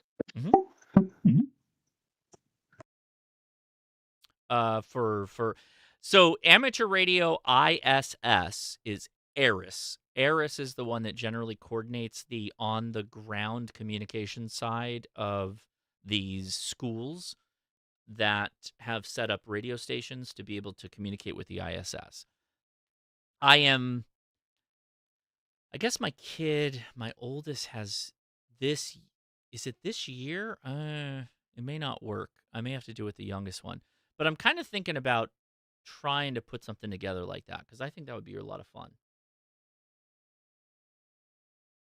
And if you really want to deep dive, ISS stuff and other satellite related stuff, Rob over at Digital Rancher, he just reaches up and he can touch the satellites. He's so tall, but he's the big satellite guy. He just reaches up and grabs them, pulls me out. You talk to me now. It's Rob's time. That's right. It's true. I think he uses his ears mostly. No, I've seen him. I've seen him when we were in Monsanto. He just literally plucked a satellite out of the sky and just started transmitting directly into it by screaming. But of course, Rob's a great guy, and yeah, you can go check out his channel, Digital Rancher. Great channel. Love the stuff he does. All right. Any other questions? Since we're wait. We haven't gotten all the way through the Christmas haul. Anybody have any other Christmas haul items they want to mention? Nobody? I got a pair of Baofeng UV9R Pros. UV9R Pros. Oh, okay. Yeah, good radio. You can do satellites with that, and you can do APRS on those too. Wait, right? Is that the UV Pro? Am I thinking the right thing? Or am I thinking of something different? Same one, right? I believe it's the same radio. Yeah, I hope so. I don't think it does APRS. Sorry, what did you call it? UV9R Pro? Then yeah, that's probably not the right one. Right, the 9R Pro. Oh, no, that won't. Oh, I'm sorry. My bad. That is a water-resistant Baofeng. Cool radio, though. Cool radio for doing Baofeng things. All right, I will show a couple of items here that I am very excited about. Some of it mainly for the YouTube stuff, but let me slide over here. Let me draw my mic over. So first thing, a big thing. All of our friends at 12 Volt Power, they are shipping the the D890 UV. So you can get this radio. It is shipping now. So I have mine. I officially have it. I have it. So I'm very happy about that. Someone gave me alpaca socks. So, you got to have that. I did also, this is a YouTube thing. So all my folks in the chat. So what do you see in here? Come on now. Come on, give me the autofocus. There you go. So that's a hot shoe. That's a hot shoe microphone. Why is that interesting? Does anybody want to dive in on that? Why this is so cool? Somebody? I could really dive into that, but directionality. Yes. That's the big one there. Yeah. So this mic is so this is Joshy talking about YouTube stuff. But Sony's microphones have been outstanding. I have loved these hot shoe mics. So what this does is these are all different mic elements, and you can bias these mic elements depending on where you're talking. So if you're interviewing somebody and you need bidirectional, well, then you just go down here and you say, oh, I want bidirectional mic. And it's literally it will bias the back and the front, and it'll leave these guys out for directionality. If you just want to hear yourself talk while you're behind the camera, if you want omnidirectional, if you want kind of a wide pattern, almost like a wide cardioid pattern, if you want more focused or super focused, you got that too. I don't even know what this left-right is. I don't even know what that looks like yet. But this, and there's a stereo button. It's literally a toggle. I don't even know. What's that? I said, how much are they going for? It's like $300. This is a very expensive mic. I would say so. Yeah. I am my wife bought this for me. It looks really cool. My wife bought this for me, and I am super excited to try it with my big video camera. So you will probably see this at the next Hamfest as I shoot some recording, maybe in the bidirectional configuration like that. Oh, yeah. Very excited about that. Now, okay, we'll put that on the side in a second. I want to make a shout out for a game. I don't usually talk about games, but I've gone on a couple of campouts with the scouts, and you look at this game and you're like, what the hell is this? This is a weird game. Okay, so this game's called Love Letter. It comes in this little pouch. It's a card game. Okay, before everybody gets crazy, I'm gonna pull the cards out. There's a couple of tokens, and the tokens are really just for tracking points more than anything. But the game itself is one of these really simple card games to understand and how to play. But then the depth of like winning it is difficult. So the deck is this big. So when you're hiking, this is perfect because this is all the deck is. And I think the back is just info cards. So you can almost just leave these on the side. I'll leave those on the side for right now. But what this is you hand out, it's like you can have a card in your hand at any one time, right? You can have one card in your hand at any time. Do you ever play the game Stratego? Does everybody remember Stratego? Oh, geez. Oh, yeah. By the way, I have something with that Sony for a second after you're done with this. Yeah. So this is like Stratego, but the cards have certain actions on them, like choose another player and name a non-guard card. If that player has that card, they are out of the round. So if I picked Handmade, that person would be out of the round. And so the game is all about like how much points you can get out of the round. And so ones, there's 6, and twos, there's 2, and 3, there's 2 and 4. And there's a rarer number as you get higher up the list, right? And it breaks it down in these little rule cards that you hand out to people. But the idea is that you end the round without getting taken out. And it's a really fun game on a hike. If you got like a bunch of people in a campsite, because what happens is these cards, as you play, the more you play this game, these cards all get laid out in front of people. It's like, oh, we've already got 3 guards, so there's only 3 more guards, and the priest already got played once, so there's only 1 more of these, and so you start to figure out which cards are left in people's hands, and it becomes super tactical. It is such a good game for people who pay attention to what other people play in their hands. I promise you, at the cost of this game, if you enjoy card games, you will love it. You will absolutely love Love Letter.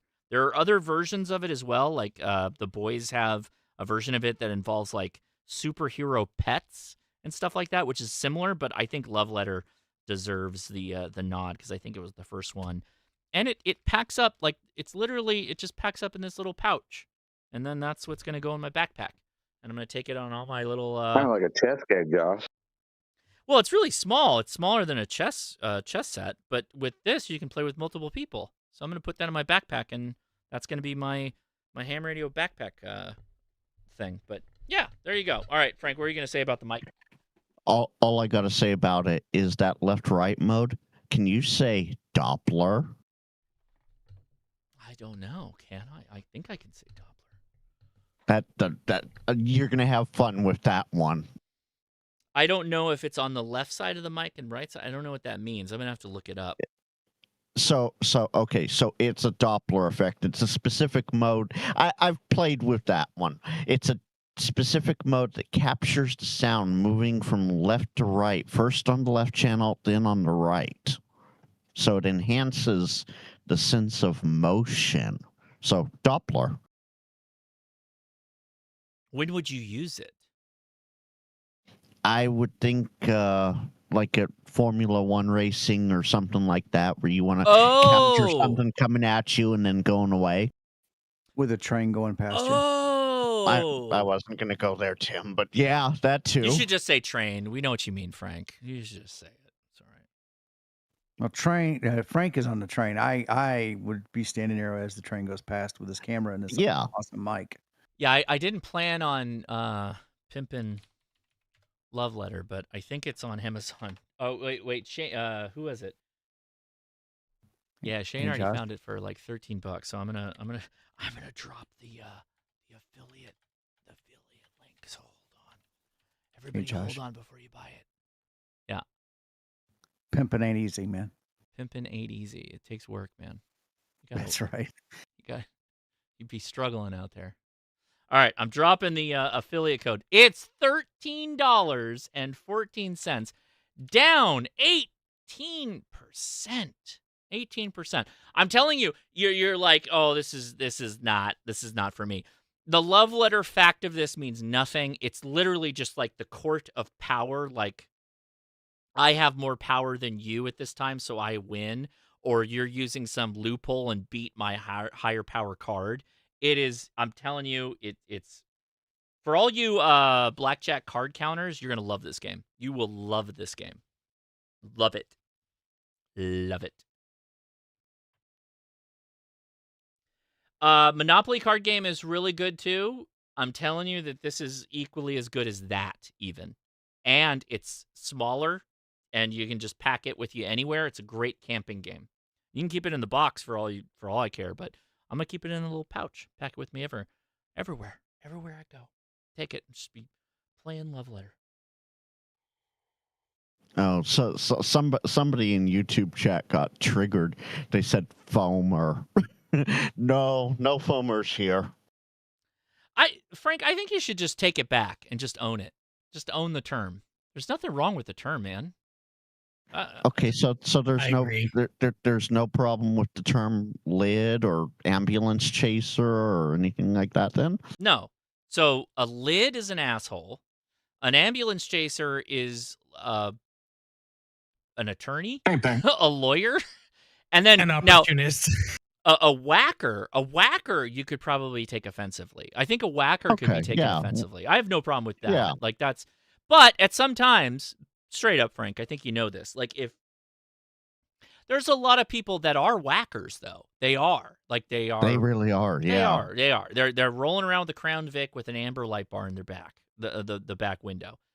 That's kind of whackery, right? Like that's a little bit, yeah. Depending upon what you're using it with, yeah.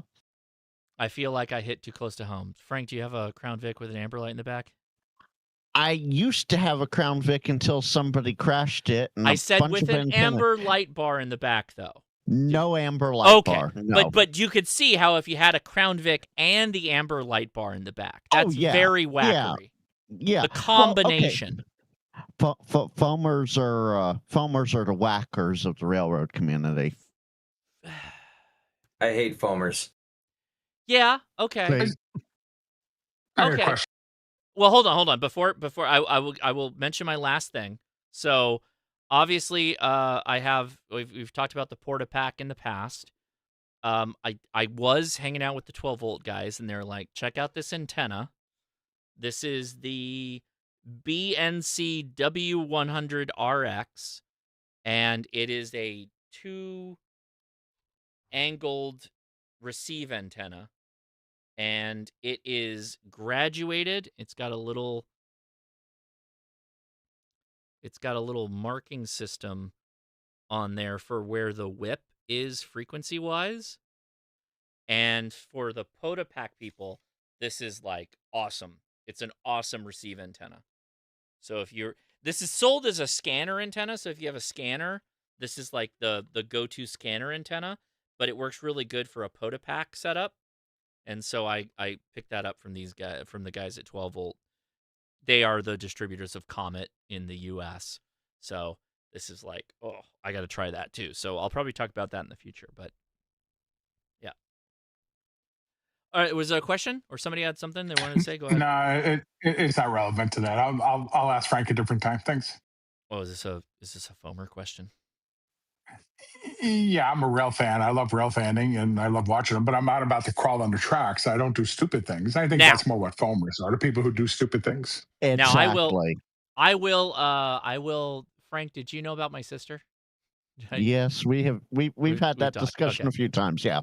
So I see it from the other side, right? So I don't view foamers as a negative thing, although my sister calls the people that are like really into the trains foamers, but then there's like graduations of it. She deals with a lot of weirdos because she's a young blonde lady that is the engineer on the Mickey Mouse train. She deals with a lot of weirdos that are into rail fanning. So that's like the bad side of it. The too intense side of it. Yeah, those are a little extra special foamery types. Absolutely. Yeah, they're foaming hard out there. That is true. But so I hear it from her side, and she tells me the newest story of the latest guy who sits in the tender and tries to tell her how to do her job, kind of thing. And it's like, bro, you don't even railroad. You look at them, you watch them. That's fine. That's cool. Enjoy it, but don't tell me how to do my job, kind of thing. Yeah. Until they've done it for 10 plus years and have that sort of dedication and whatnot under their belt, they're rail fans, and the ones that trespass and do dangerous stuff are foamers. And then the actually type are the big foamers. They are ham radio operators and foamers, is what you're saying, Frank. Not necessarily hams, but they're definitely nerds and foamers for sure. Yeah. The thing with my sister, so somebody said, wow, I can only imagine. So you have to keep in mind that she has been a licensed, I don't even know what the license and training is behind all of it, but she's gone through all of it. She's been on the Disney train for over a decade now.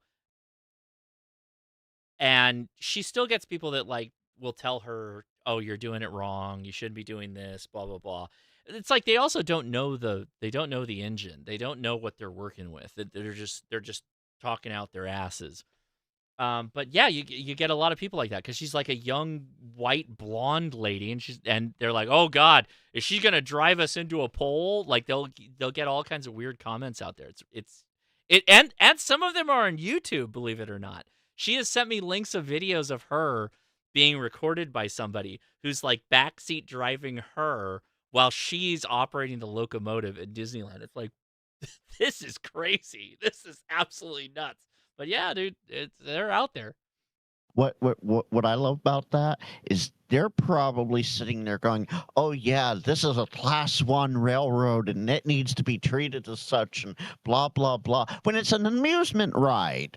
I mean, Well, yes, yeah. it has very specific ways to do things, but it's not like running BNSF or Union Pacific or CSX or any of that. It's totally different ballpark, and they're trying to equate apples to oranges, and it just doesn't work. I'm kind of curious, Frank, if you DM me those classifications and certifications, I'm curious. I'll ask her like what they go through if they have to be of some level of certification. If you have questions, I will forward that to her. Okay, yeah, I can do Because that. I would love to ask her those questions because yeah, they never operate at speed. They don't travel fast enough to I'm guessing be a danger. But at the same time, anytime something that heavy is moving forward at any velocity, it is dangerous. It's got potential. It's not even potential. It's active momentum. Like you're dealing with something that can be incredibly dangerous. So yeah, I would love to ask that. Oh, absolutely. Yeah, one of the big key takeaways here, though, and no pun intended here. I didn't mean to derail this stream. I see what you did there. I see what you did. Yeah. Disneyland is a closed loop railroad, so there's no interaction to the main line, and you got to be pretty stupid to get hit by the Disneyland train. I'm just going to say that. I think you have to go out of your way to get hit by the Disneyland train. You have to do something like impressively wrong to get hit by a train. You get taken by the Mickey police before you get to the train tracks. Yeah. The secret police will take you out. The secret Mickey police will take you out before you even get there. The Stasi of Disneyland will get you into the underground. And speaking of foamers, there was one kid about a year ago who tampered with a railroad switch in like Nevada, Nebraska, something like that, and caused a train to derail. The BNSF coal train. Yeah, don't even get me started. Yeah, don't get him started. That's the Jeremy DeWitt of the foamer community. Is Jeremy DeWitt the guy that used to dress up like he was the highway patrol guy that would the Florida Highway Patrol. The Florida Highway guy that would he would do he would do the funeral car, like the cars. Right? Is that the guy? Yep. Oh, yes. That is one of my favorite police impersonators of all time. That guy is completely unhinged. Completely unhinged. Okay. That is foamer. Foamer. You just dipped into my brain and pulled out a name that I have not thought about in years. Does everybody know who Jeremy DeWitt is? I know that is not this live stream. He's not. Does everybody understand? No. Does everybody, like, for those that know him, you know. The Funeral Patrol. The Funeral Patrol guy, yes. Yeah, he had a license to do funeral processions. And he treated it like he was Highway Patrol. Yeah, he did it like he was Highway Patrol. Dude, no, this is in Florida. It was in Florida. It was not Detroit. Dude, Jeremy DeWitt. Look that name up. This is like hot YouTube, like cop impersonator drama from like 4 or 5 years ago. Is that about right? Because he went to jail. Yeah. He went to prison. Oh yeah. Last I heard, I think he's back out, but on house arrest. Oh, he's got that ankle monitor. Oh yeah. He's got a Wikipedia page. Yeah, Hank has it. Metro One. Metro One. That's right. He would aggressively take his motorcycle and like shove it, not like physically hit them, but like accelerate into traffic and shut down freeways for funeral like vehicles moving. He was a menace on the highway. A menace. Oh yeah, he liked to force people off the road all the time too. I'm telling you guys, if you have not seen this, just know going in, I've already spoiled it. He's serving prison time. He might have got out now, but he was behind bars for a while. So everything you watch, just know that he got the right he got the right judgment against his actions because he definitely deserved to be behind bars. So Josh, you want to know the kicker of this? This is how big this guy is. You know, we know He's the whacker huge. side of it. He's huge. No. In We- the whacker community, he's huge. No, it gets better. Okay. The Justice Department has a whole page just about him, a press release page. The Justice Department has a page. The biggest thing that he is getting nailed for, or has been nailed for, is he filed the wrong tax returns for 2017 and 2018. This is like John Gotti, this is RICO level stuff. They're getting him on taxes. What are we doing out here? Did he have to give up the interceptor? Oh, he had to forfeit all the equipment. Dude, you can't mess with the They took with it the all taxes, from him. dude. They took everything. Dude. They're still taking from him. I'm telling you guys, if you have no idea what I'm talking about, this is whacker extraordinaire on like the levels beyond anything you've ever thought about. Yeah, he's big in the whacker community. He is big in the whacker community. Even the Joker doesn't mess with the IRS. Yeah, dude. Right? No. Yeah, that's right. Even the Joker doesn't mess with the IRS. That's right. That is right. When you're saying whacker community, is this essentially what I call wannabes? The guys that buy the crown, the old crown police interceptors and make them like their police. So well, that was what I was asking earlier. Is you get a crown? Okay, I got it now. You get a Crown Vic and you put the amber light in the back. That is peak whacker. Maybe a bull bar if you can get you of course you bought the Crown Vic with the bull bar in the front. And you put the amber light bar in the back because amber lights are legal. Amber lights are legal. You can't have the red and blues. In some states, not all. Frank. Okay. See, this is in California. Where You can't buy it with don't the bull bar. actually me. Don't actually me. But no, you're right. I'm kidding. But yes, that's generally an indicator that person is a whacker. If they got an amber light in the back of a Crown Vic, that lets you know that they're Since you guys live in all red, blue light bars. Nothing's and strobe light. Red and blues and strobes for anything other than first responders are entirely illegal. You cannot have them in a civilian vehicle. Oh yeah. You will get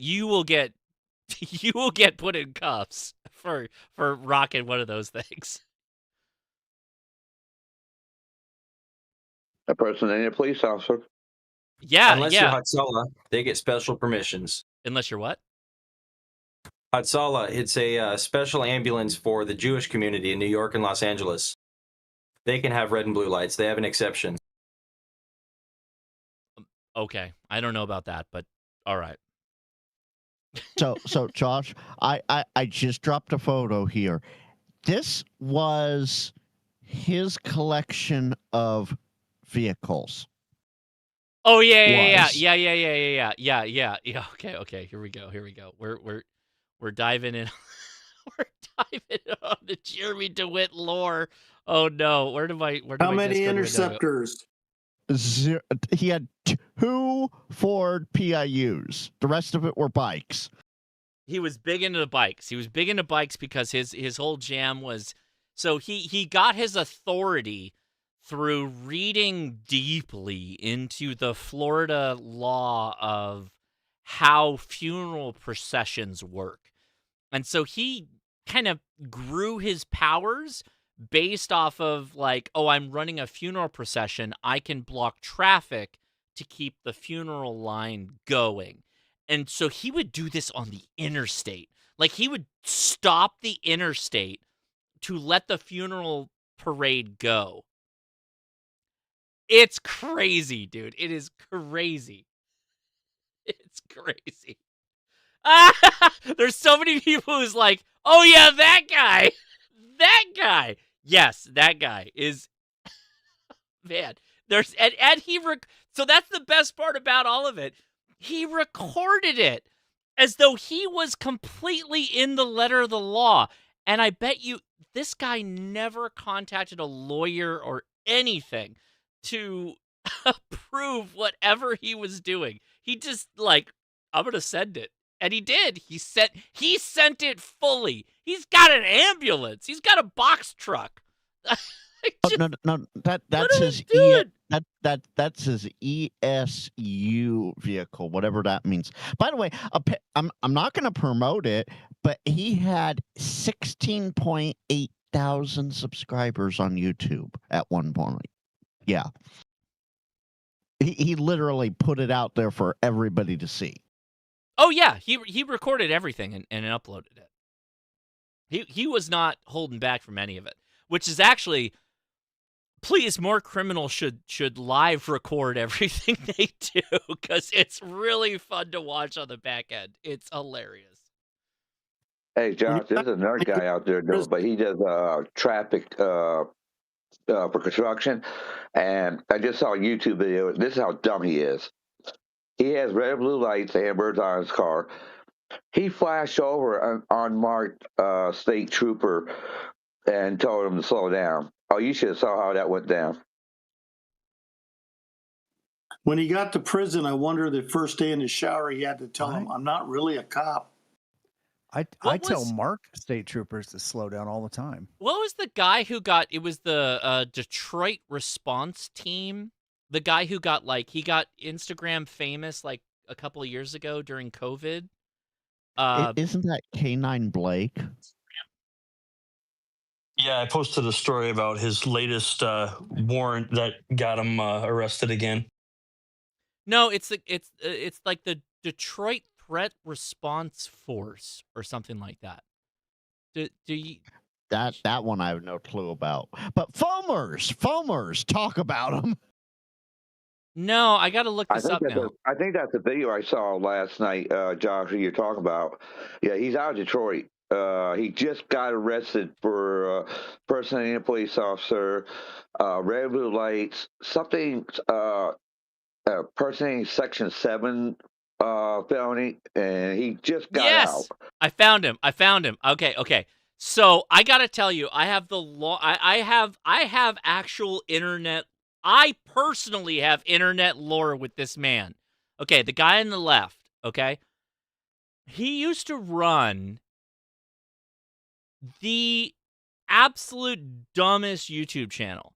Like he would make videos on bat defense and defense with a firearm, like disarming people with firearms. He would post videos about it.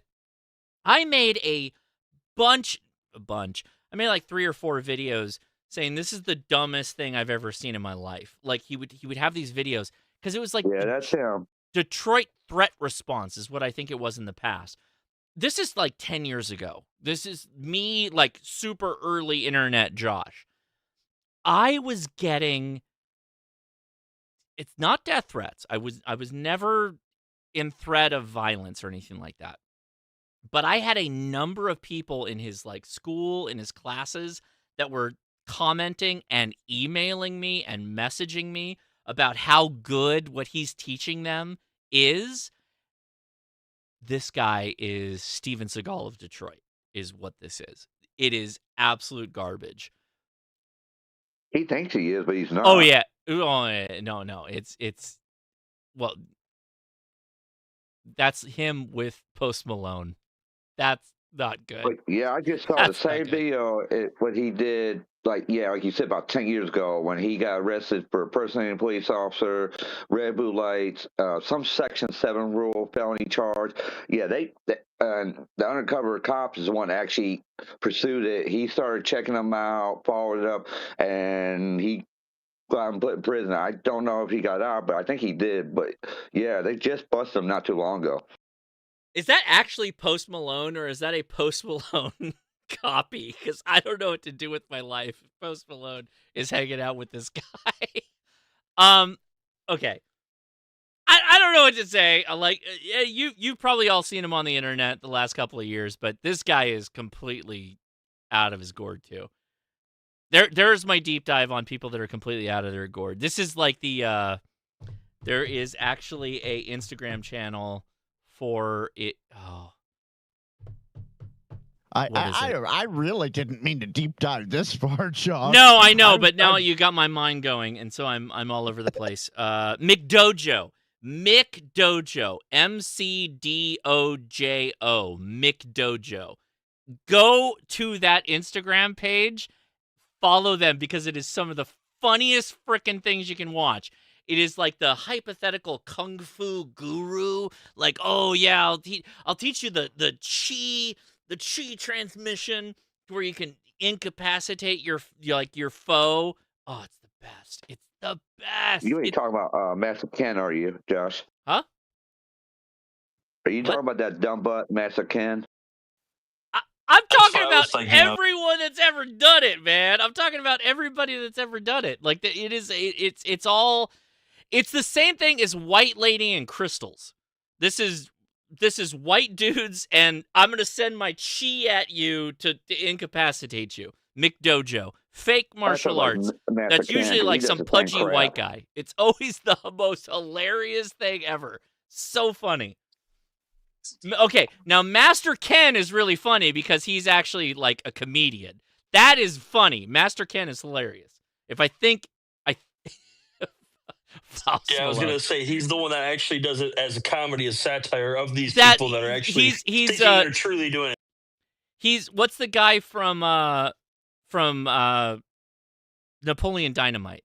What's the martial arts they go to? Rex Kwon Do. Rex Kwon Do. So that is Master Ken, is Rex Kwon Do. It's a joke. It's total hyperbole, and it's really funny. Does this guy even know martial arts, or is he that much BS? Oh, he's totally BS. You're talking about this guy? Oh, he's totally BS. It's all BS. Yeah, and I got multiple emails that were inviting me to fly out to Detroit to spar with Master Ken because they saw me. This is getting real deep.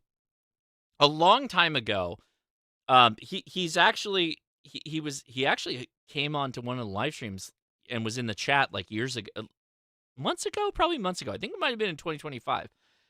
Anyway, years ago, I used to hang out on like a bunch of like live stream gun communities. I used to shoot all the time, and I got into an argument with one of the other guys that was there. And he's a completely amazing guy. When I say argument, we just were really completely disconnected. And he told me that with his ninjutsu training, he could defend himself in any knife fight situation. And I told him, I'm like, no, you can't. Like, completely unarmed? No, you're just going to fight me with a knife? You cannot defend yourself with me with a knife. And he's like, no, I can, there's no problem. I can defend myself. And I said, I will challenge you to a Sharpie knife fight. And I literally had a Sharpie pen, and he wore a painter's smock. And I just went at him. Like, I went at him in the parking lot of a casino in Las Vegas. It was all recorded. We recorded all of this. And it's on my YouTube channel. You can go watch it. And I just marked the crap out of him. I got him in the kidneys, in the liver. I got him all over the place with this Sharpie pen. Just absolutely went nuts on this guy. And he was such a good sport about it. The Sharpie shank when I killed the old guy in the casino parking lot. Actually happened, real thing. But that's what like a lot of these guys, they're just like it's the Soldier of Fortune persona. Like there's so many people that grew up reading Soldier of Fortune magazine and all this other crap, and it's like you guys all get this really inflated sense of what a human could actually do to you. And you think that you can rise the Frank literally just dropped the link immediately. Immediately. So this is me literally driving. At the time, I'm probably in my 30s, and I'm literally wearing skinny jeans, which is hilarious. And he's probably in his 50s, and I'm just Sharpieing the crap out of him. So Biker Bob is like one of the best sports ever. But like it's so much BS. It is so much BS, man. It's so much BS. There's just so many people want to. Again, it goes back to like how do people make money off of you? They got to trick you into believing something. and then you believe it. That it actually works, yeah. Yeah. This is me just totally shredding Biker Bob.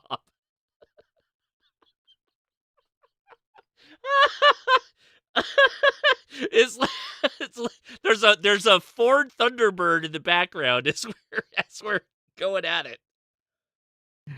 Mesh Dave said in the RV parking lot. Yeah, dude. Absolutely. Yeah, it's so funny. But this is my opinion. If you go against a true martial artist, you're not going to win. It totally depends, man. It totally depends. Do I have a knife? If I have a knife, I bet I win. Oh, just put it between your neck. You'll be able to survive. Okay, so that's the thing is people provide they create too much confidence on like, oh, traditional martial arts, like a kung fu guy will disarm you immediately. It's like, nah, man. If I got like a prison yard grip on a knife and I just bum rush you and get you in the gut, the fight's over. It's done. It's all done. Or right in the neck somewhere, yeah, it's done. Well, I'm not trying to murder him. I'm just trying to stab him gently. I know what you're saying. Depending where you I'm stab joking. them, it's over. It's horrible. Don't nobody fight in a parking lot in RV. Hey, Happy New Year, everybody. Last stream of the year is me talking about how I fought a guy with a Sharpie in a parking lot.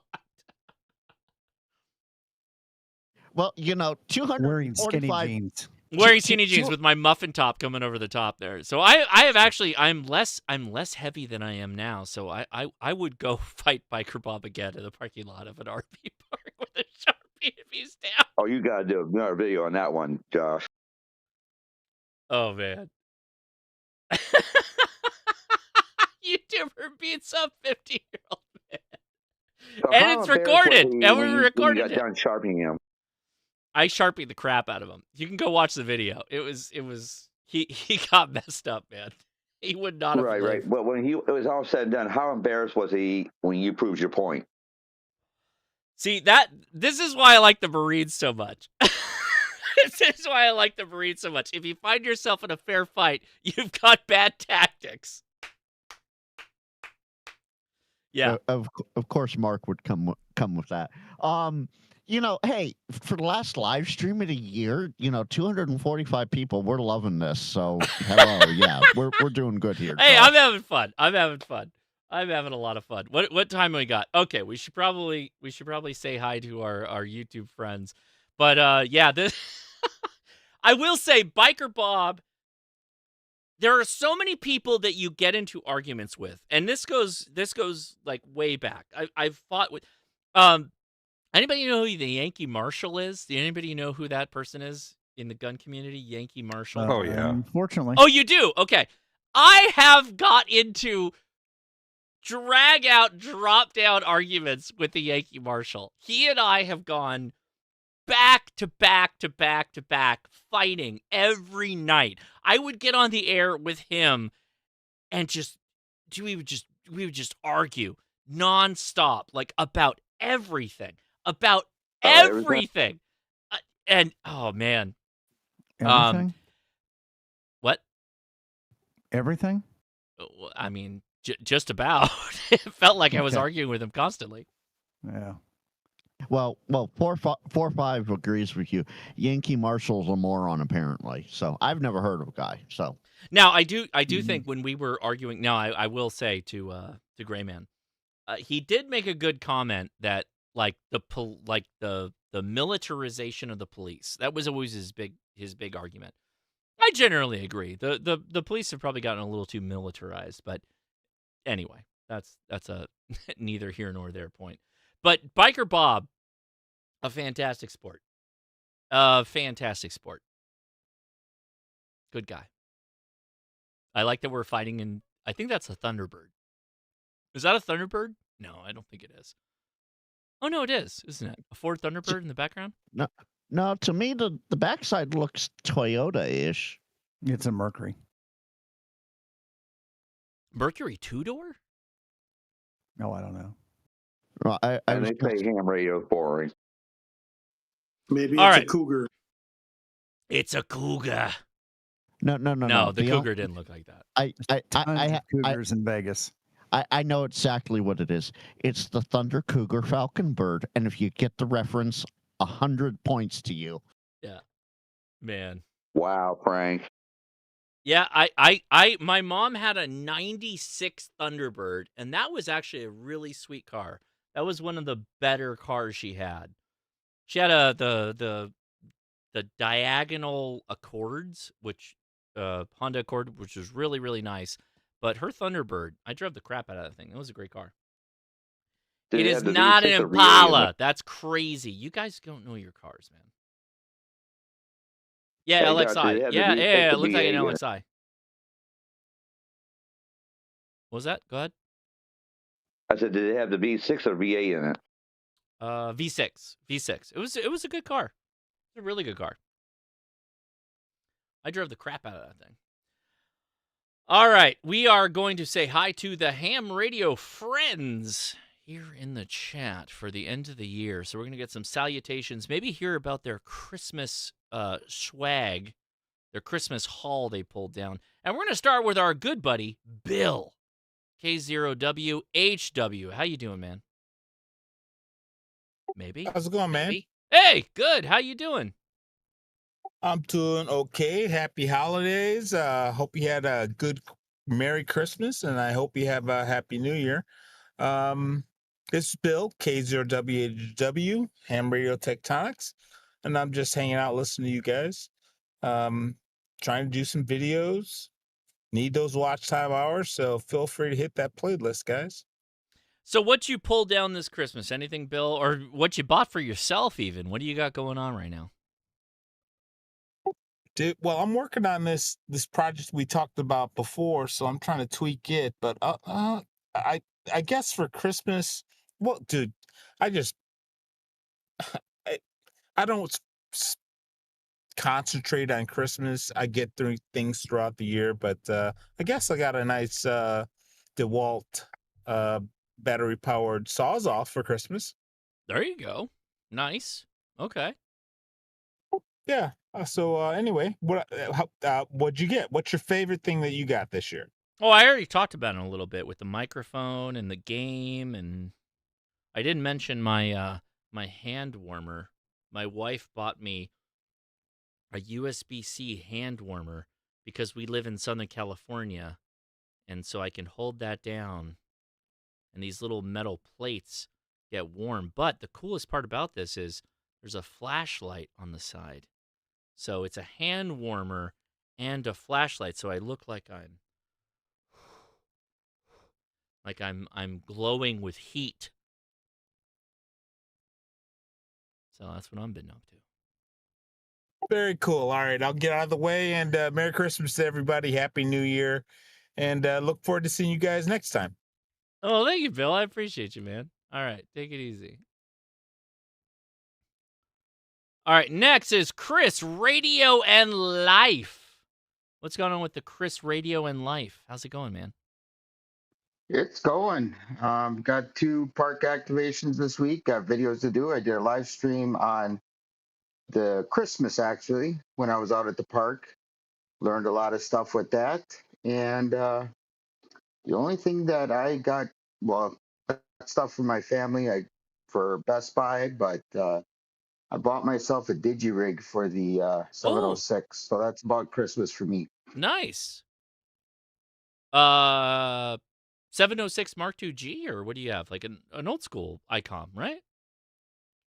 Yes, a couple of months ago I picked up the a 706 Mark II G actually off of your swap meet, and got a tuner now for it, so I'm able to use the whip that I got out front. But I'm going to be putting a new antenna up on top of the roof, and I'm going to see if that quells the power noise, the power line noise on my radio, because it's a little bit loud where I live. Okay. Right on. Well, thanks for sharing, and keep posting the videos. And share your videos about how you deal with power line noise and all that. I mean, I posted mine, and I'm going through my next round of it. But yeah, we'd love to hear more stories about that. So appreciate it. I'm gonna be trying to this week. I don't go back to work till the night of the 4th of January, so I'm gonna try to have some fun with the 706 here in the house and just basically show that I'm searching out for POTA and people will hear it on the radio as it's going.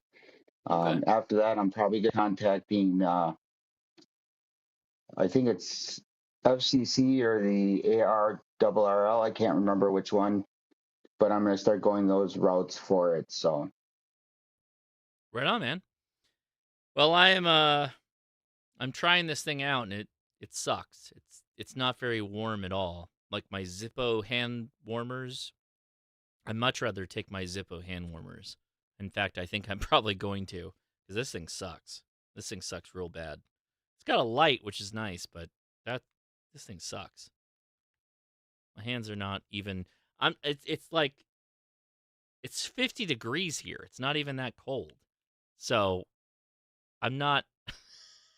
This is not warming me at all. This sucks. The sides are metal. But yeah, other than that. Okay. Next is Frank. How's it going, Frank? You're the next one here. What are we doing? What have you been up I know, right?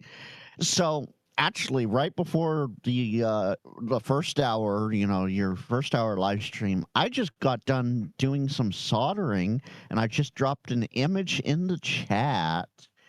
You might want to pull that up first. If those that remember from a year or so ago, I had a bad case of solderoids, and that has gone away. I just did that soldering this evening. Granted, it's not super clean, but it's not the horrendous mess that I used to have there when I would solder. Okay, what's going on here? Like, what is your solder setup? So it is a Chinese Amazon built station that I was graciously gifted by the Carboys when there was all four of them.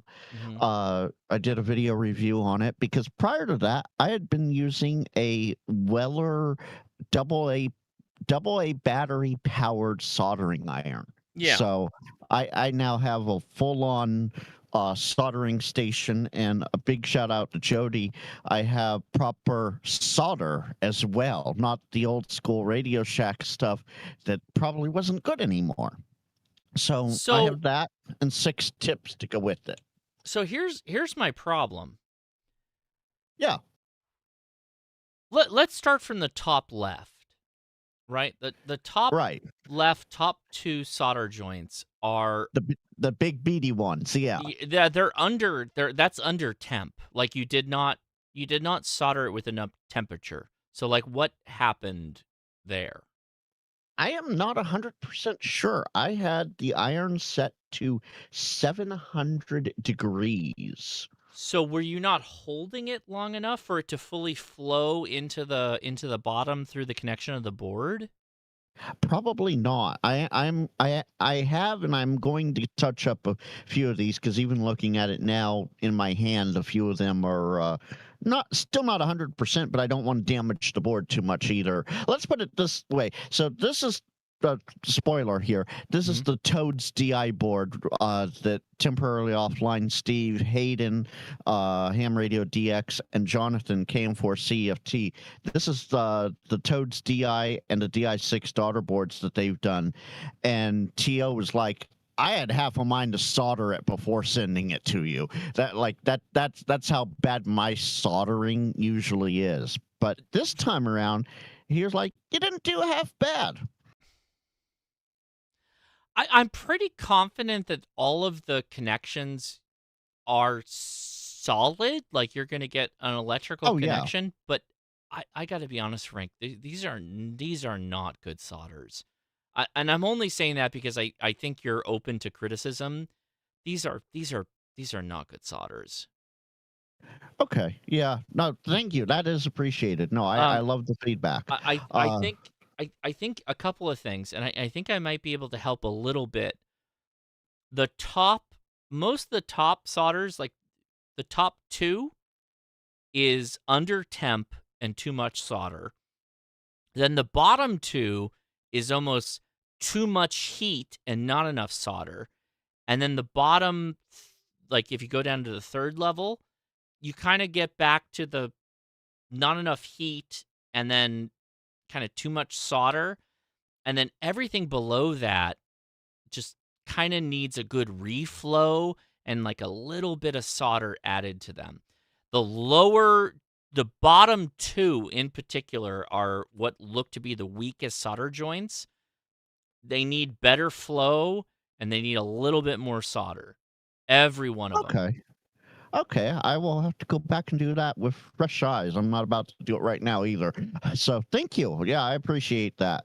But that's 10 times better than if you remember the solderoids of 2024, where it was just heaps of solder on top of solder on top of solder. It was a complete nightmare. The biggest thing, I think you're a little scared of the heat. Are you a little scared of over frying the board? Is that what's going on? That's part of it, because there's I'm starting to get a trend.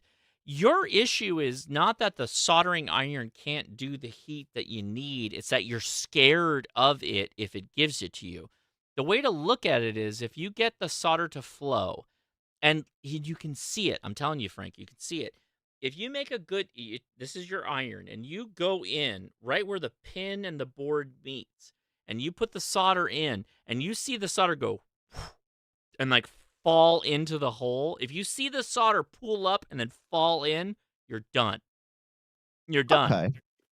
I think you gotta get in the Zen space of it, where you got heat, you apply the heat, good connection between the wire and the board, right in there. Get a good connection between both spots at the same time, and then feed in the solder. And you're gonna wait for that solder to just get drawn in. And once the solder draws in, then you got it. That's where you need to be. Fantastic. Thank you. So this actually leads me into my ham tube side of things. I did a video of me soldering this to show that I actually did the soldering and how I did it. So that's going to be coming up on my channel. Okay. This Tuesday, I have a video coming out on the Seed P1 Pro. It's basically an unboxing and how to set it up video. And last night, I will say this, we missed you, but we had a lot of fun with the end of the year live stream. We had 10 different giveaways, an ICOM swag pack, 2 UV17Rs from Radio Oddity, a Boondock Echo, 3 quirky QRP items, and DX Engineering certificate for $50, World Radio League for a year, and Ham Radio Prep All Access Pass. And that last one, it took us like 6 or 7 re-rolls in order to find somebody that could actually use it. Oh, good. Everybody was like, either I'm a general, I'm good, or I'm an extra and I'm really good. That's amazing that people just gave it forward. That's awesome. I love that. I love that. So we had lots of fun there, and I have a live stream coming up. Okay, so I have my live streams every Thursday for the NorCal Swap. We are skipping next week because it is New Year's. We don't do the Thanksgiving, Christmas, and New Year's. If it lands on a Thursday, we don't do it. So next Friday, I'm doing my Fridays with Frank, which is an every week thing, and it's going to be an interesting one. I actually have a guest coming on, and we're doing a setup of one of the devices that I have sitting here in front of me waiting to be set up properly. Nice. Well, I apologize for not being on. I must say that in the holiday season, it is my wife's time, and my time is her time. And last night she was like, "You're good. We got to do all the things," and that's what I did. So I apologize, Frank. That was. Oh no, you're good. Sorry about not attending that, and I feel bad about it because I did want to be there. So. Oh no, I know the holiday. As I said in my message, that everybody who I invited. So, you know, I know the holidays are a busy time, and I get Yeah. it if you can't come on, you know, but hey, here's the link and here's the date and time. You know, once I got the time figured out, here's the date and time for everything. You know, join if you want, you know, drop in, say hi, drop in and leave, you know, whatever. And we had like 9 or 10 people at any given time. You know, Josh from Ham Shack TV came on, Tim Grayman POTA was there, Mark from Boondock Echo was there for a while. Vern Six even dropped by. Nice. So, you know, we had lots of fun. I had Pink, the better looking half of Hiking and Hammond on. Yes, yeah, you did. Yeah, you did. Yeah, so we had fun. Although, as you and I discussed earlier, the guest output and okay. So this is my last thing. Then we can go on to Tim. Did you happen to get a chance to watch that timestamp section that I sent you? No, I was just replying to you directly because you told me everything I needed to know. So okay. I So for those that don't know, last night my live stream, I was using Video Ninja like what Josh uses, and I was using in the actual proper group scene, but the video into me was fine. The video from my side going out looked okay, but the YouTube side was stuttery and jerky and non-responsive at times, just on the guest side. You know, the guest going out. My video was nice and smooth. Okay. Sorry, I misunderstood that. I misunderstood that. Then. So the guests were the only ones that were receiving a problem. So when it got pushed out to YouTube, something from my OBS into YouTube, that's where the problem was. Wait, so YouTube was stuttery? Yeah, just on the video browser source. My video source was fine. It was the guests that were stuttery and whatnot. That's why I timestamped where I did, because I found a part where it was like really super bad. Well, so you have to consider what Video Ninja is doing, right? It's a shared capacity thing. So if any of the guests don't have good connection, they all try to buffer and help out the host of the video to give them good feed, right? Right. So bandwidth is being shared, but with a predominance going to the host of the video. So yeah, you were in a situation where you had some guests who probably didn't have good bandwidth. I'm guessing. So you know the little Wi-Fi bars at the top left of all the guests? Mm-hmm. All of those were green for the most part, except for one guest that was only there for a little bit. Mm-hmm. And even after they were gone, it was still pretty stuttery and whatnot. So then that's now this goes back to what I sent you in the direct message. You need to pull up the resource monitor and then check how you're getting impacted by the live stream. I bet your computer is probably getting impacted pretty hard. What's your PC right now? The physical specs? What's your processor? It is, hold on, I have to go into it because I can never remember this stuff. Come on, where's the about? There it is. Oh, not apps. 1 second.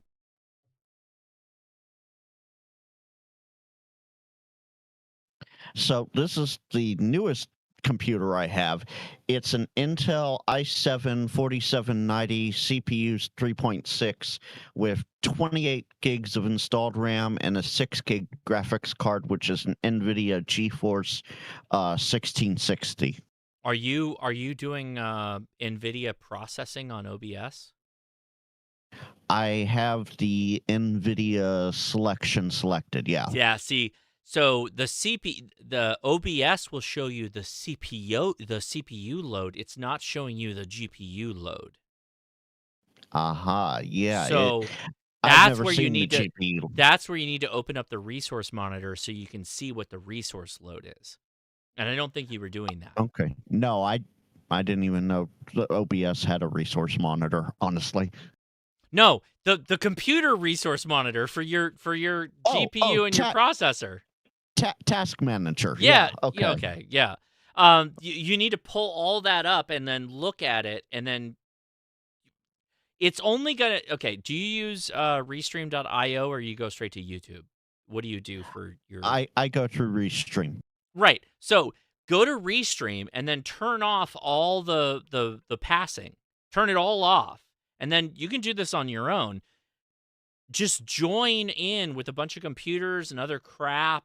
Just load the crap out of your computer and stream directly to Restream, because that is exactly the experience you'll get. That there's no Okay. difference there, right? So Yeah. simulate everything. So under settings stream, I'm set for the Restream server in San Jose. No, I'm saying at home, Yeah. add another laptop and a phone and a bunch of other crap as guests into your live stream on your okay. home Wi-Fi. And then do what I was testing before. Got it. punch all that into Restream.io and turn off all the feeds, or go to Twitch or something, or whatever, and just stream directly to Restream.io and see what the performance is on your computer and all the devices. Check all the devices. Check everything.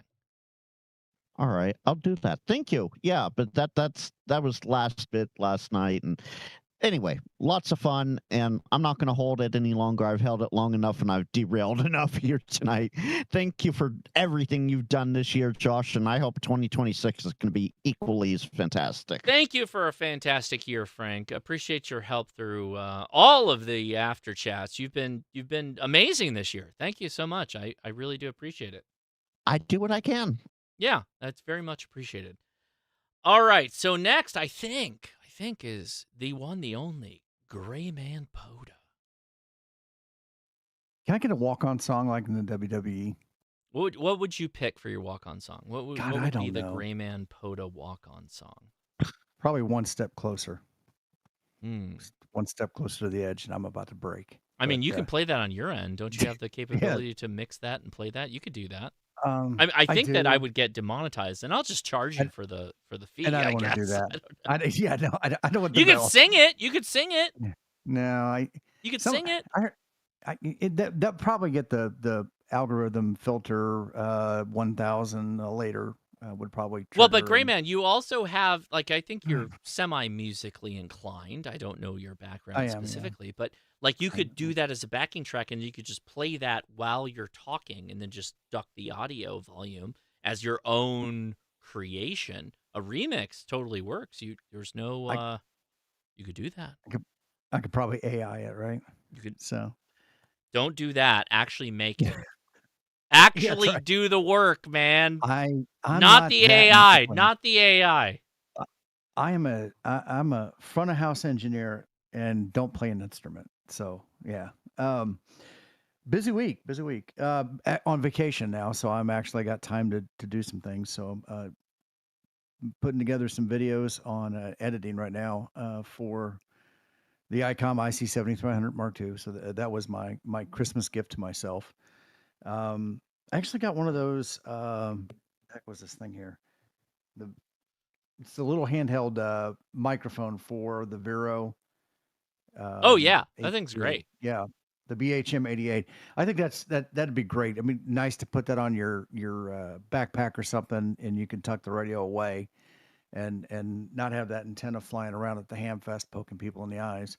Right. Yeah. So looking forward to that. Just getting excited for the the Hamfest and the group of us to go out to More Expo and everything this year. So staying busy with that. And then I've gone down the rabbit hole of handheld 3D scanners. And my gosh, I've had some life altering decisions that were easier to make than this thought process. Why? So why are 3D scanners so inhibiting to thought? Well, there's 2 or 3 different technologies, blue light and infrared, and then there's an imaging one, a regular imaging one too. But just the different type of technologies, making sure you're getting the best bang for the buck. Mm-hmm. Yeah, that kind of thing. Is this set of features? Is it better than the other one? If I pay a little bit more, what am I going to gain? Is it really worth that kind of that's the turmoil that's going on in my head here for the last day or two. Hey, Tim. Okay. Yes, sir. Corky James has it right. Tim needs Tiptoe Through the Tulips by Tiny Tim for your walk-on song. Tiptoe I don't know. That through sounds like the it came straight tulips. out of Dr. Seuss.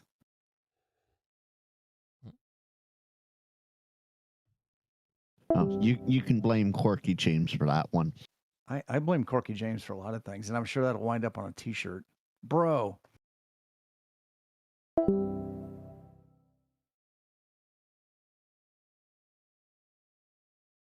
All right. and what do we got to do to get you into a Sharpie fight with what's his name, the Yankee Marshal dude? Oh, I don't think he would Sharpie fight me. He would rather. Well, so he's also. By the way, I'm also kind of a revolver guy. I like revolvers a lot. He's also a revolver guy, and he would be like, "Well, yeah, I'll do it, but he's got to be 25 feet away, and I get a revolver." Didn't he get laughed out of something here recently, or in the last couple of years? I don't know, because I kind of lost connection to most of those guys. I will tell you, there like Tau Flatermouse. Tau Flatermouse was a part of our group. He's probably like the biggest YouTuber. Tau Flatermouse is the shotgun guy who would just make different shotgun rounds, and people would send him shotgun rounds that he would shoot into like ballistics gel and all that stuff. Immensely popular channel. Yankee was also like probably the next popular, and then it was Not Enough Ammo and all those guys. But I don't know. I just kind of had to move on at some point. I just kind of had to move on. I got kids, and I realized that I really wanted to do radio. That was obviously the thing that I was most passionate about. So that's what I did. Just went hard in that space. I used to do some gun stuff. I still shoot a lot. But when we had the administration change, it just was better to not talk about it on YouTube, I felt. The gun change on YouTube was also probably a big thing. Where I was like, I probably don't need to dive deeper into guns, because I was already not popular at that point and had nobody watching really. So I was like, oh, it doesn't matter if I'm into guns or not into guns. I can continue to be into guns privately and then just enjoy my ham radio space and all that stuff. And that's how I continue to do it. So we'll see. I have a Guncher club about a mile away from me. A Guncher club? What's a Guncher club? Think country club, but with guns. It's yeah. Things are a lot nicer when you get outside of California. Okay. Well, I mean, we have gun clubs. I got a comment. Wait. What makes it a Guncher club? What is it? What's different about that? Oh, I mean, it's I don't know. We got like 12 or 13 different ranges, and people just go and hang out. I mean, there's not a bar there or anything like that. Yeah. But do you have an underground range? No underground ranges. No, we're wide open. Yeah. So Compton Gun Club has a 100-yard underground range. How's that work? Think about that. Great place to put it. Think about that for a second. Compton's an agricultural community, I believe, on the book still, is it not? Got to hide it in California. The Compton Gun Club is the most organized and one of the best participating gun clubs in Southern California. In the LA County area, gun clubs, Compton Gun Club is one of the best ones. Amazing. Absolutely amazing. And we've got Rahagas not too far from us as Rahagis. But I know that's the one I was going to bring up, because I used to live right down the street from Rahagis. Yeah, I used to shoot at Triple B's. Triple B's was my spot for shotgun, but Rahagis is really good too. Admittedly, my firearms experience in California was pretty limited. It was just there on the Naval Air Station. Yeah. How difficult is it to drive out to Mojave for a weekend to shoot? Not difficult at all. I can go to Anza-Borrego. That's a day shoot, Anza-Borrego. I've done that multiple times. Anza-Borrego is great, actually. Mojave, well, I mean, that's kind of Mojave, but yeah. Yeah, there's plenty of places you can go to. I want everybody to understand, like, there are tons of gun owners in California. California is a huge place with a ton of gun owners because once you get, like, further east of, like, the shore and, like, the cities that you all know, like, in the political sense, it turns into, like, just every other part of America really, really fast. Really fast. It's just that we have stupid laws that are stupid, completely stupid for gun ownership. Like they are really dumb, and I'm with you completely, 100%. How many Gen 5 Glocks do you have in California that aren't owned by the by a police? You department? can't because of the stupid handgun rule. The oh God, what do they call that? You can The have California compliancy list. Oh yeah. They got the drop test. So they like a C camp. Do you know what a C camp is? Not familiar with that. Are you familiar with mouse guns? You know, you're probably not a fan of mouse guns, but a C camp is a really high precision made a small handgun. Like I think the largest caliber they were made in is like 380 or something like that. So the California compliance test makes them shoot like 500 rounds through repetitive shooting to make sure that they can qualify as a like safe to shoot firearm. They go through a myriad of drop tests and all this other stuff. And there's a number of firearm manufacturers that just won't go through it. And it's like the FCC with compliance for radios in the sense that they have to send every SKU to them. So at some point, Glock just said, hey, we don't want to send any more Glocks to California to do compliance testing on. So here's Glock Gen 4. This is everything you have. This is actually, I don't even Glock Gen 4. I think that might be the end. That might be the last one. The roster listing is really stupid. It's supremely stupid. It doesn't make any sense. We shouldn't have it. We're fighting it. We're fighting it the best we can. I don't get to have a PPK, and that makes me upset. You can get a Bursa. Yeah, Bursas are 380. You can get a Bursa copy. It's just like pretty much the same thing. But yes, I know, like having a proper Walther, sure. Put it in the collection. Oh, is it Gen 3? It is Gen 3. You're right. Yes. Oh God, I hate it. That's right. We didn't get Gen 4. Because I would have probably got my elusive Coyote Tan Glock 17.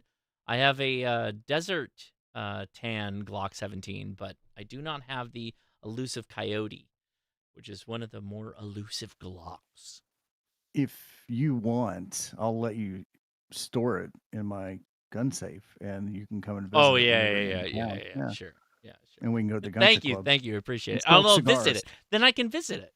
Thank you. Yeah, we'll smoke cigars. I don't smoke, but I'd watch you smoke a cigar and shoot guns. I haven't smoked a cigar in a long time. Outdoors, not inside with all the harsh chemicals that are known to cause cancer in California. That's right. Yeah. I'm surprised they actually allow the gun club indoors there. Dude, that gun club's insane. Compton Gun Club that's a whole different world. It's like a time capsule. It's crazy.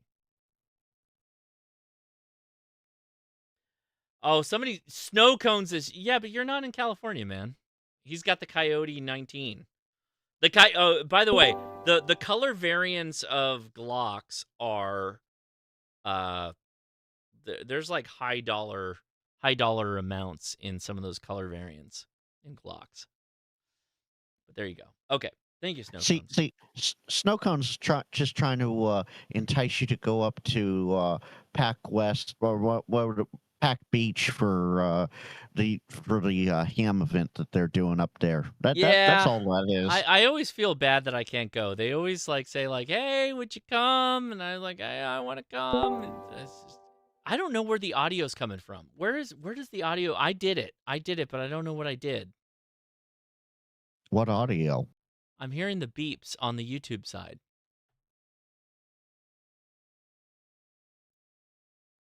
I'm very getting pissed off. There's a beep that's coming through the audio, and I did something, so the join notification. I don't know. Do what you're doing. Just start closing tabs out till you find it. Yeah, that's what I'm doing. It's from Discord. I didn't do anything on Discord though. Yeah, Josh is in streamer mode, which means all Discord notifications. No, are I turned that silent. off. I turned that off because I well, hate that I there's can't your- see my call sign. I can't see my name. Pisses me off. Oh, yeah. Okay, fair enough. Yeah. I always have streamer mode on. All right. Well, next we're going to Mark Boondock Echo. How's it going? Echo. Hey. Okay, what if we all went and hung out with Tim in Guam? Not Tim, but the other Tim.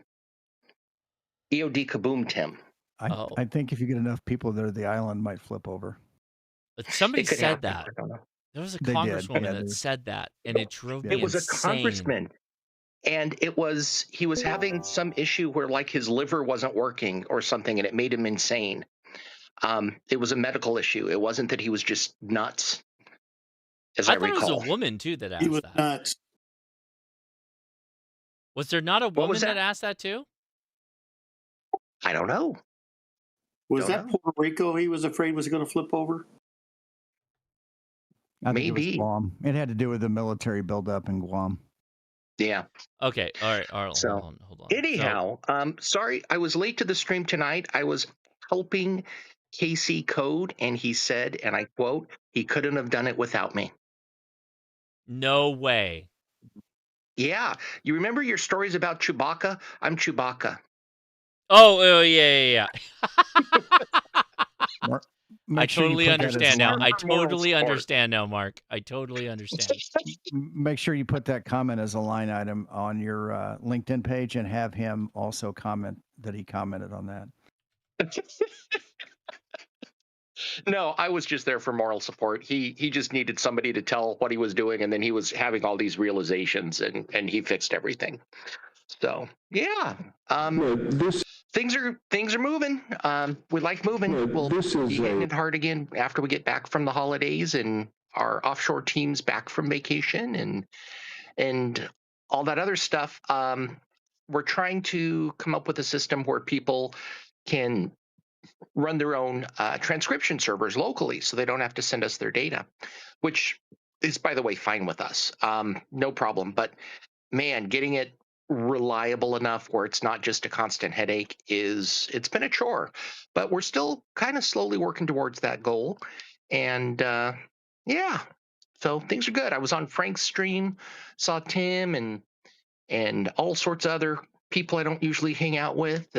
So we're having a good time. Right on, man. Well, appreciate you joining us. I appreciate that. Absolutely, and I appreciate being KC's Chewbacca. Yeah, I like the that's a good manager role. Is just be there to ask questions and be a sounding board, right? That's kind of what you're Well, doing. out there right now, right? it's actually a really handy thing because I've got such a high level view of it. He's all the particulars, right? So I ask what to me are, I'm sure they're going to be really obvious questions or really obvious answers to him, but it always helps to have somebody that you can bounce that off of. So you have somebody in the weeds and somebody with the helicopter view. Yeah, I agree. So right on, man. Well, thanks for being out there. We appreciate you. Well, thanks for having me. We appreciate you. Well, thank you, and have a great year. And yeah, we'll check in next week because I think we're gonna have a good one next week. So next is Tim, the Radio Brotherhood. How you doing, man? Of course, as soon as you say his name, he drops. He dropped. We'll give a shout out to Tim here. Oh, wait, he's back. Tim, Radio Brotherhood. Nah, I touched the button and it logged me out. Is it working? Yeah, you're up. I think so. Yeah. What's going on, man? What are you doing? Because where am I? Oh, okay. You're live streaming. You're doing a lot of live streams. Okay, cool. Well, no, I'm using an iPad in my kitchen. Well, during all the conversation, I was making turkey pot pies, with the leftover turkey and all that kind of stuff. But anyway, I got a couple activations done this week. I have decided that I didn't really buy anything for myself for Christmas because it's Christmas every day in my house. Because if I want it, I just go out and buy it. That's right. But I am considering buying a Mark II, even though I have a 7300 that I use for POTA, and I have a 7610. But I'm actually thinking about it. It looks like it's something interesting. I might wait a little bit. Maybe there'll be some deals on them when they have more supply. But I'm trying out a variation of the POTA Performer antenna where he uses the tuned radials. Just before MFJ closed, I had some of their whip antennas on back order, which they did ship me. I got them months and months ago. Just before they closed, they sent me another set. For some reason, I don't know. Maybe they didn't have a documentation that it was settled. So I've decided to use some of them as the radials on the tripod instead of using wire. I'm going to try that out because it would be really easy to adjust them from 20 to other bands just by shortening them. So anyway, I've just been playing around with that. Are these ground-mounted radials? No, the POTA Performer, which uses tuned radials above ground. Mm-hmm. It's a vertical, and it has 16 foot, 3 inches of radial wires that are suspended 4 feet above the ground. Mm-hmm. Okay. And this antenna works great. I mean, it's slightly directional depending on how you set the radials. Okay. But I've decided to use some of those 17-foot whips that I have as the radial system instead of using wire, because I can lengthen them or shorten them easily and should get the same performance. So anyway, so we're just playing around with that, and the weather out here has been very favorable. I mean, there is no snow in my yard, a little bit of ice, but not much in the way of snow out here. So I did the POTA this week, and I was going to go up to the lake this week and take a look at what it looks like, and maybe try to get one in tomorrow. But other than that, I'm going to concentrate more on my channel this year because I didn't this year, but next year I've already looked into a website and did an X account and did a Discord server. Anyway, I've decided to get off my ass and start participating a little bit because I am retired and I got nothing else to do. Can I give you a piece of advice? Yeah. Don't worry about all that other crap. Just make videos. Just stop all that other stuff. Don't worry about X or Instagram or having a Discord. Don't worry about all that other crap. That's just a time waster. Just make videos. Just stop. Yeah. Just make videos. If there's the reason why you got to keep in mind, right, that by the time that Discord came around to me and by the time that Instagram got bigger for me, I already had established a YouTube channel that was pulling in views, right? So I could dabble in these other spaces. You have to cement yourself in a platform and then build upon the platform before you start dabbling in all this other stuff. I mean, you can. Don't let me tell you not to, I guess, but you kind of have to like grow one thing and have a formula for growing before you can move it off to the next thing and the next thing and the next thing. So that. One of the reasons that I set up the Discord server is, you know, I'm in a small little ham club out here. There's just a couple dozen of us. Mm-hmm. and I'm the youngster at 67. Yeah. Okay. And a lot Gotcha. of us get together. We get together, once a month in town, which is 45 miles for me to go to. And it's usually a travel day when I'm out up in Jamestown, up in North Dakota, which is 100 miles from here. So I set this up so they can turn on the server and I can, participate from my car as I'm driving. Just like I did Frank last night, driving through the icy fog and the icy roads as I was listening to Frank's stream last night, trying to participate, but Gotcha. a little Yeah. dangerous. But I did that out of just kind of for the guys that I normally associate with. But they don't really participate too much in my channel. A couple of the guys do. But I definitely going to concentrate more on it. But I don't know why I didn't do too much this year. I just got busy with other things. Yeah. And by the way, I'm very pleased to hear that you're a shooter, because I'm a shooter. One of the reasons, I'm born and raised in San Francisco. I left California 25 years ago before it started getting too bad. And that's why I settled in South Dakota, because you can have anything here. Anything that's legal, you're allowed to own it here. And I live out in the country where, I could walk across the street and shoot any day I want to. So, but anyway, that's another thing. But, I have precision rifles, and problem in the town here is we got a little 100-yard range here in town that isn't very good. But just across the North Dakota border, which is 5 miles for me, there's a range there that goes up to 850 yards. That's where you want to be. Sight in at 500, buddy. That's what you want. I was like, 100 is not good enough to sight in. That sucks. No. This new one they go up to 850 yards, and there you go. It's a gun club out of the next town. Great range. It's That's awesome. only $10 a year. Oh, so, oh my God! I'm jealous. I'm jealous. That's nice. So, that's nice. So when the weather gets a little better, I'm going to take my precision rifles out and actually do a little shooting. But see, since I got into ham radio, which has been 5 years now, I have not bought a single rifle, pistol, nothing, because I've been too busy building my station. See? That's what I'm saying. So you had to give a little to get a little, but I already got an arsenal. So I don't need any more handguns or rifles. I got plenty.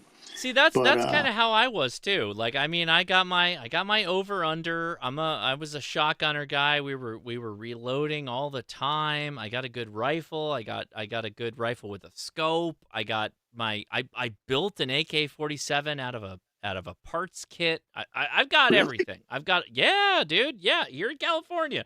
I've literally folded rails on an AK-47, heat treated it, trigger group, the whole thing, rear front trunnions. I've done it all. I can tell you how to do it. I've done all of it.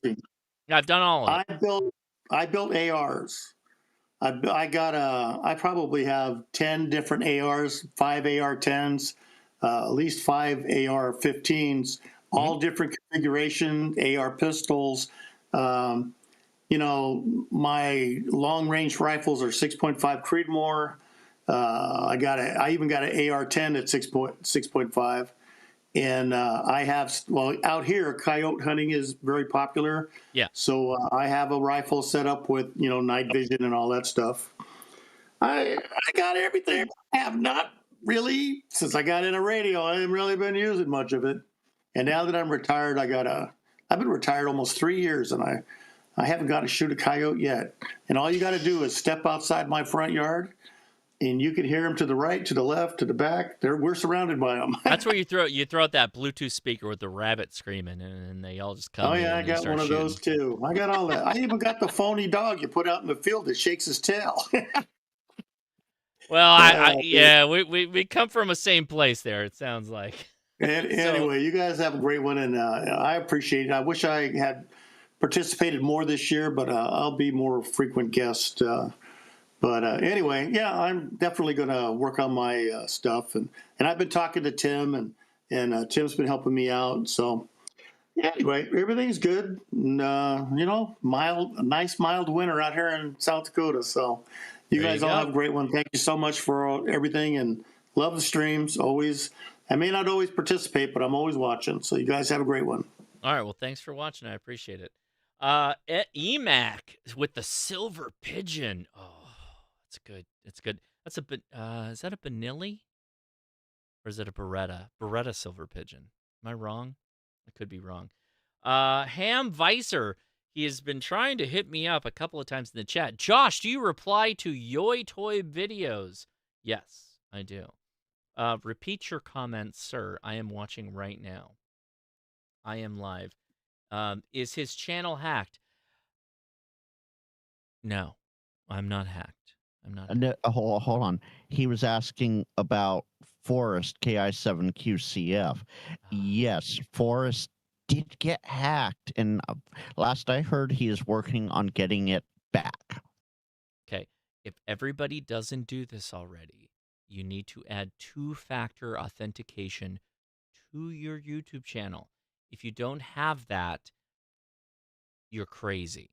You are crazy. And you should have the UB key. You need to have the actual UB key USB thing that plugs into your computer for authentication. If you don't have that, you're crazy. You're crazy. You have to have that authentication. Yeah, and if you don't have 2FA enabled on your Google account, Google will literally scream into your face until you get it enabled. Dude, you got to have two-factor authentication. That's crazy. In today's day and age, you cannot. Particularly if you're making money off of this thing. You got to be kidding. Like, what are you doing out there? What are you doing? By the way, Josh, you have one more message. It came in late. Okay, what is it? What are we talking about? Go check your DMs. Oh, in my DMs. Okay, here we go. Yeah. Oh my God, we got Aaron Modern Morse joined us from my DM from Frank. Frank could have just said that, but Aaron Modern Morse is in the house. Are you there, buddy? What's going on with you? Well, he was here. Right. I see him in chat. He's muted now, so Oh, I'm here Aaron? now. Sorry, Okay. I didn't have push to talk on. Rolla, you're also a shooting kind of guy. What are you shooting these days? Well, I actually I've been looking for a new P365 as another carry option. I have the P365 SAS, which is like the shaved down version that has the recessed sight in it. I like that, but I'm looking for a full frame because there's something called the tactical games, and if I ever get myself back into better shape, I think I might give that a try someday. Nice. But what's been going on with you? And I know you're on the Instagrams, and are you doing the live stream YouTubes yet, or what have you been up to? So I have not gotten onto YouTube yet. I I don't even know where to begin. So if somebody send me a DM and help me with that, I guess. Called make a channel. Make a channel. Start posting. Make a channel, make videos. Yes. Sure. I did get my own fiber laser for up until now. That was like my Christmas present to me. I've been using a fiber laser for doing all the custom engraving and doing the serial numbers. I was doing that at like a local maker space that was like 30 minutes away. So I finally got my own. So I want to set up so where I can like do live streams and like, hey, you have a key or something like that. Like I'll just do the engraving for you right there live. So be able to do that more regularly. So I think that would be some fun content. Yeah, it would be. You should. And oh my God, it's gonna make me log into Instagram right now. So I'm trying to like show your channel here because it's so good. Maybe no, because I'm not following him on this account. I can see the account just fine. It's making me log in. Yeah, it should be a public account. Yeah, I have the option to follow Aaron right now, and I can see all his posts. No, but it's asking me to log in right now. I'm just saying that. Oh, jeez. Gotta love Meta, right? Oh wait, okay. I had to click all the things here. Hold on. Okay, so I think I got it. There you go. So this is who we're talking to right now. Aaron Makes Keys is the maker of Modern Morse keys, who you've seen, and also that sweet Cerritos on that That U console that you did. Amazing. See, Oh, it's yeah, I bugging me really like again. that. It's like, no, now you have to log. See, it's bugging me to log in. That is weird. I can't. Maybe I got shadow banned after I No, it's not after I you. post that It's micro on my console. side. Sucks. Actually, with that micro console, so I actually got that off of the HRCC swap channel, Mhm. and a very nice gentleman that sold it to me because he had bought two and didn't need the other one.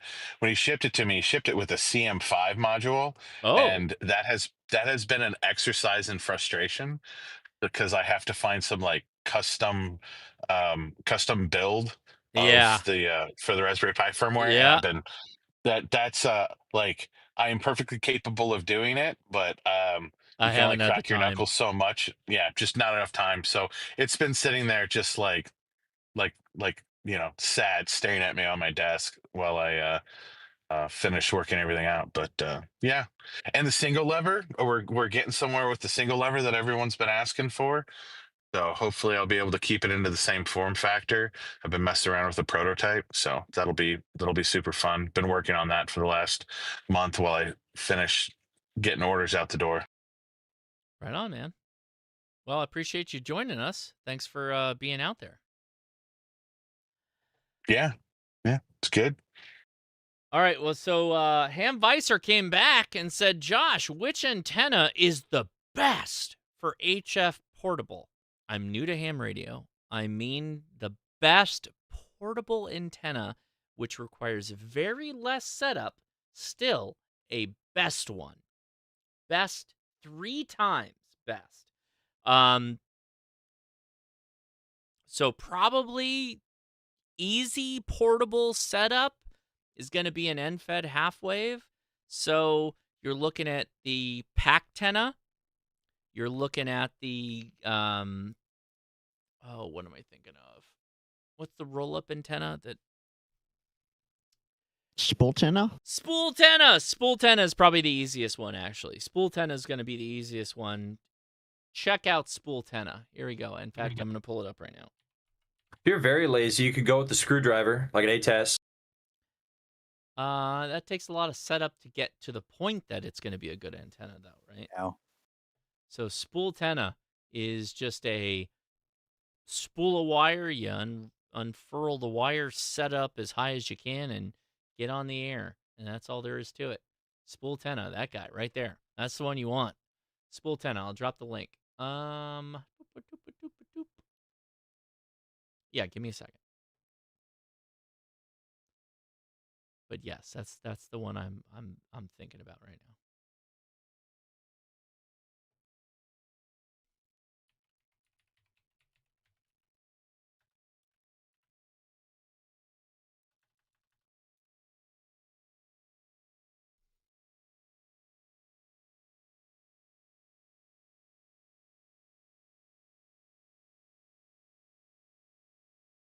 And here is the link. Go nuts.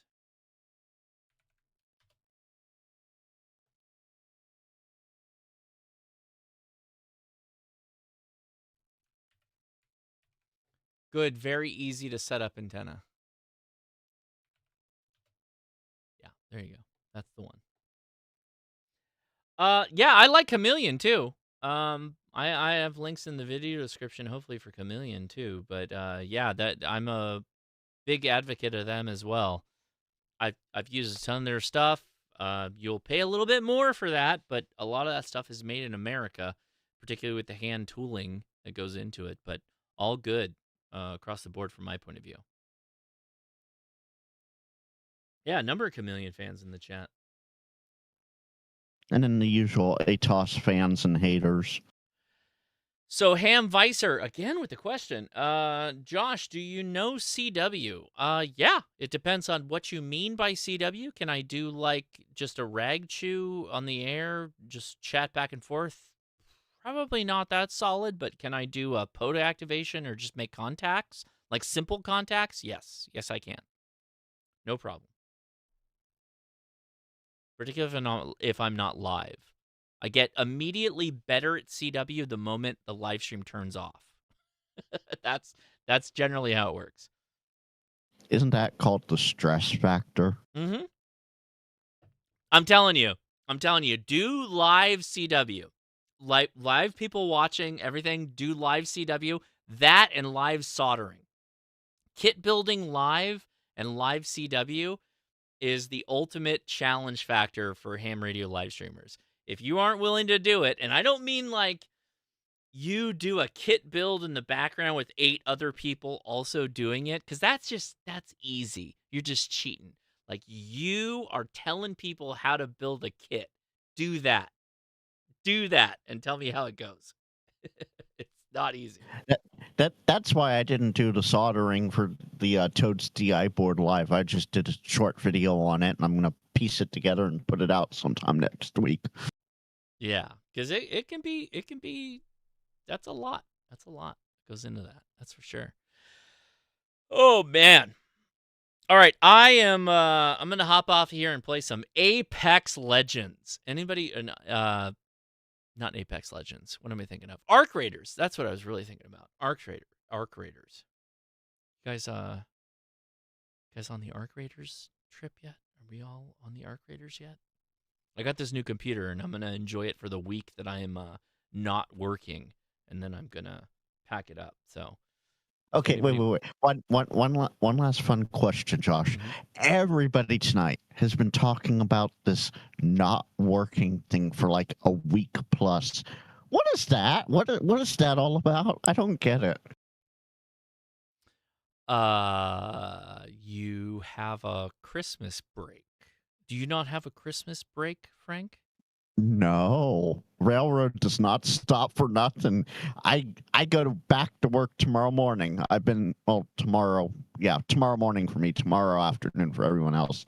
I got off work Thursday morning. I have Thursday, Friday, Saturday off. I go back to work Sunday.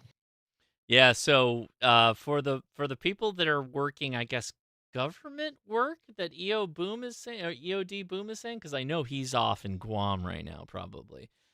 But a lot of the contractors in the same areas, we're off until the 5th, I think. We're completely off next week. We get off from Christmas through the New Year. Yeah, no such thing around here. My agency's not off, but Josh, don't you usually have the issue where if you do manufacturing or engineering, that kind of stuff, it makes sense to have everybody off at the same time? It makes sense because part of the problem is if people are in work right now, they're pulling. So there's 2 things that happen.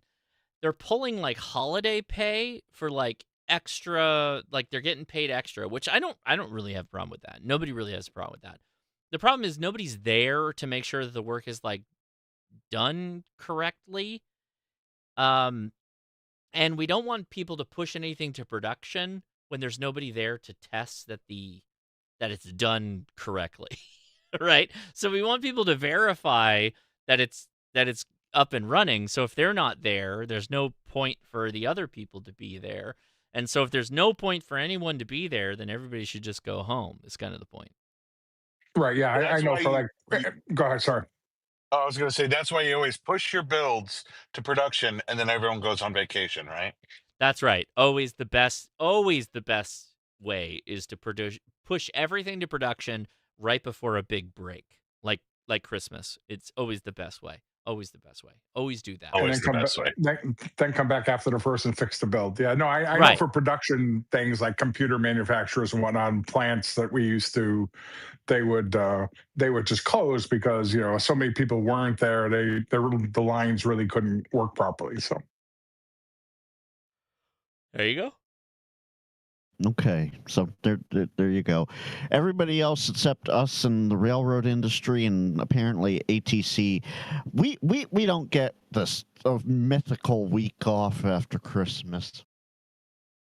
My agency's still open though. We're not off, so I mean it's all government. So it's not all. Yeah, it's not everybody. All right, Ham Vicer's back. Josh, my last question: do you know V-Band? If yes, excuse me. Can you make a YouTube live while doing QSO on V-Band? I've already done it. It goes Back to when I was doing the little internet key thing. That was last year or so, I think. But yeah, I've done it. Not to say we won't do it in the future, but I've been there. I've done that. So yeah, take a look. That's kind of the thing with a lot of ham radio stuff is what is old becomes new again, and what is new is old, and it just keeps cycling around. And so every year I got to keep touching base with every little thing. And then everybody's like, why haven't you done this in a while? It's like, I don't know, that was last year. And why haven't you done this? Like, I don't know, it was last year. Well, you got to go back. Okay, I'm going to go back. But it's like, that's your hobby horse mode. And I got to hit all the modes to make everybody happy. We'll get there eventually. But if you think about it, that's kind of convenient because you can just reuse content ideas and people will be happy with it. I can, but I never do it fast enough. That's the thing. Right? That's the problem. I see. What about digital voice? Yeah, what about it? What do you mean? Of course Have we've you done that. Oh, you have done that one? Yeah. Yeah, of course.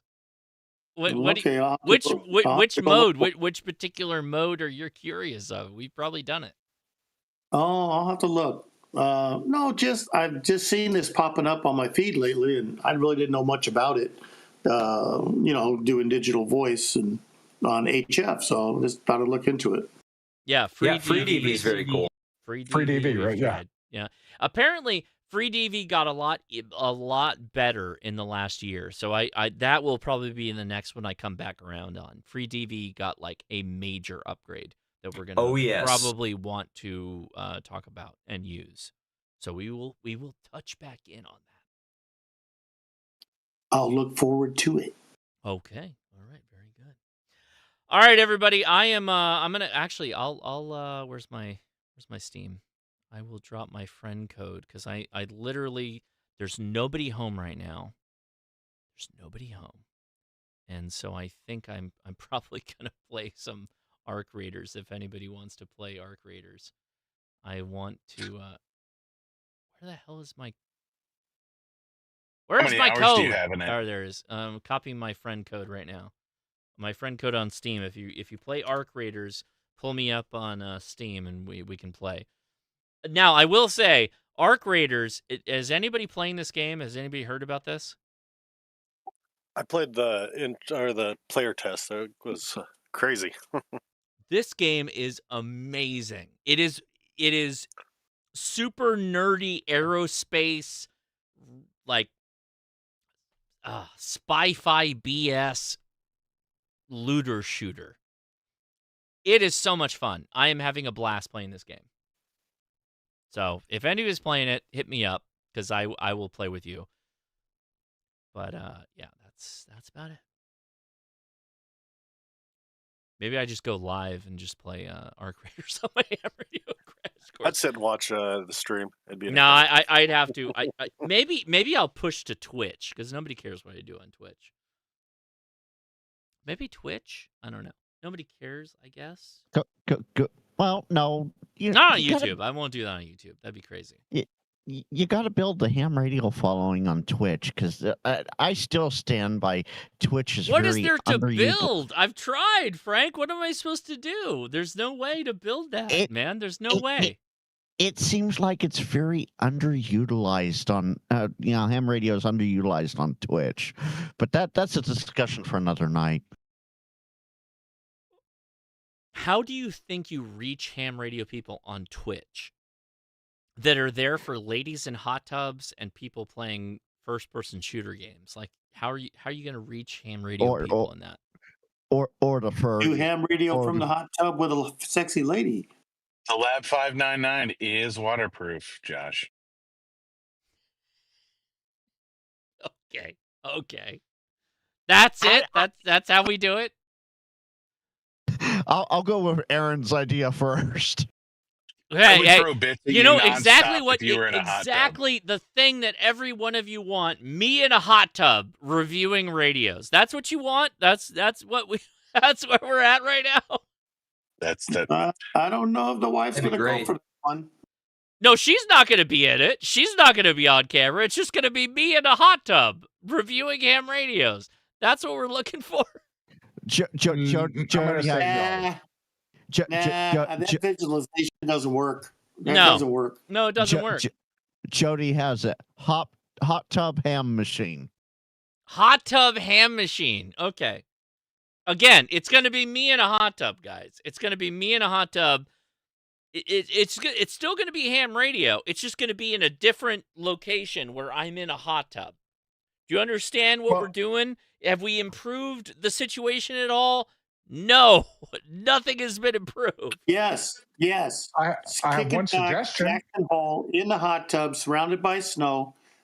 Crossband repeat. That's from different. The car, That's different. talking around Now, the world. wait. Okay. Now, if I find myself in an alpine village with a hot tub surrounded by snow and I can set up a ham radio and make contacts, that is cool. That's cool as shit. I'll do that. Now you're talking.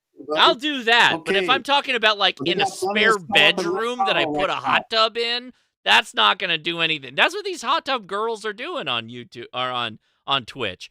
That's what I'm not talking about that. If I'm in a destination location and I can set up a ham radio next to a hot tub, now we're talking. Now I will get in. I will get in that hot tub. I will live stream and make contacts. I'll paper log them next to the hot tub just because of how delicate it could be. I like that. I like it. I like that. Here's one thought. I'm going to copyright that idea. Well, Sorry. Yeah. All the radios that are IP67 rated, dip them in the hot tub and see if it really holds up. You can take every single amateur radio gear that's, all the gear you have that's supposed to be waterproof and dip it in and see if it works. That would be a tie-in to the hot tub. So now we're just justifying my making a video in a hot tub. Is what we're doing now. I'm really not. I'm really not. Josh, I do not want to see you in a bathing suit in a hot tub or otherwise. No. Okay? Tim. I did that in DEF CON. Frank, do not correct me on this one. People might not have saw that, but I was mostly top naked when I was in DEF CON, when I had the Lab 59 MP. That was me just rolling around. And part of that time had no shirt. So Tim, no. My fellow railroader in the chat here said hot tub ham radio reviews fully clothed like a nice suit would be funny AF. So you don't have to go. You don't have to get undressed for it. Do a suit in the hot tub. Oh, do it full business, like full three-piece, like full three-piece with a tie. And by the way, you've never seen me rock a suit in any of my YouTubes, but you want me to do that, then get in a hot tub. So I just need to be more fully clothed to get into the hot tub. Is basically the idea. You could be wearing them Conor McGregor britches that you got. There you go. Now you're talking. I wore Speedos playing water polo. I don't have a problem being on camera with Speedos. I don't have any problem with that. So he says absolutely yes, the three-piece with the tie, the whole nine. Yeah, I don't know, man. You would be very handsome. Very handsome. Very handsome. Totally. Rocking your Belfang and your Yaesu and maybe a couple yeah. On the Speedo, just clip the Belfang onto it. Oh, dude, could you imagine? We're teetering into KMRD feet pics right now. I'm not going to be able to sleep. I won't be able to get the Gray Man POTA's thing in the morning. Did you hear that? Somebody said that they're treading into patron picks territory now, buddy. No, KMRD feet pics. So. Okay, but I still think patron picks, guys. Did you get Did you get the reference though, Gray Man? Did you get the reference to that? I loosely, but yeah. Okay, so when we did the Teachers Institute live stream, Mike did his whole thing with this big, wide, extremely wide camera view. And while he's doing, talking about the radio, his bare feet are just moving around at the bottom of the shot. And I'm like, should I cover this up? Should we make people pay more for the feet pics for the Teachers Institute because he's just like flittering around with his feet while we're doing the whole thing. Rule 34. That's all I got to say. Mike's feet is what we're talking about. So Old Mate 227 on YouTube's calling you out, Josh. Apparently, you wore a suit for the Optima unboxing. Oh no, that was just me coming out of work, buddy. That was just me. Yeah, I was gonna say that felt like after work video shooting, I literally left work early, drove to HRO, got the Optima, brought it back, live streamed immediately while I was wearing the suit. That's what I did. And then got on a plane and went to Huntsville. And then got on a plane and went to Huntsville. No, it was Hamvention. It was Hamvention. Was it Ham? I thought it was Hamvention. Okay, Hamvention. Yeah, I literally I could not fly because of family things. And then I got on the plane after getting the radio. I scooped everybody on that radio on the internet. No one had it because they were all flying to Hamvention. And I got it before everybody. I was still wearing my suit, did the video, then changed, got in the plane, got the hell out of there, red-eyed over, and then landed, and then it was a horrible life. The live stream was fine. But oh my god, I was busted, man. I was busted. All right, so Old Mate 227 says it still counts, so okay.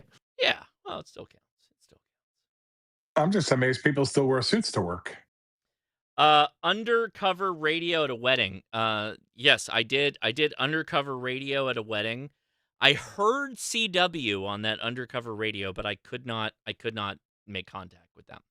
I did try with the suit antenna that I built, the antenna that went through all the arms and legs and all that stuff. Yes, I tried, and I could not make it work. I would have made a video about it if I could. I tried. All right. You did make a video about the suit antenna? Yeah, I talked about what I was going to try and do, but I couldn't make a contact, so I didn't make a follow-on. I see. You're starting to scare me. Why?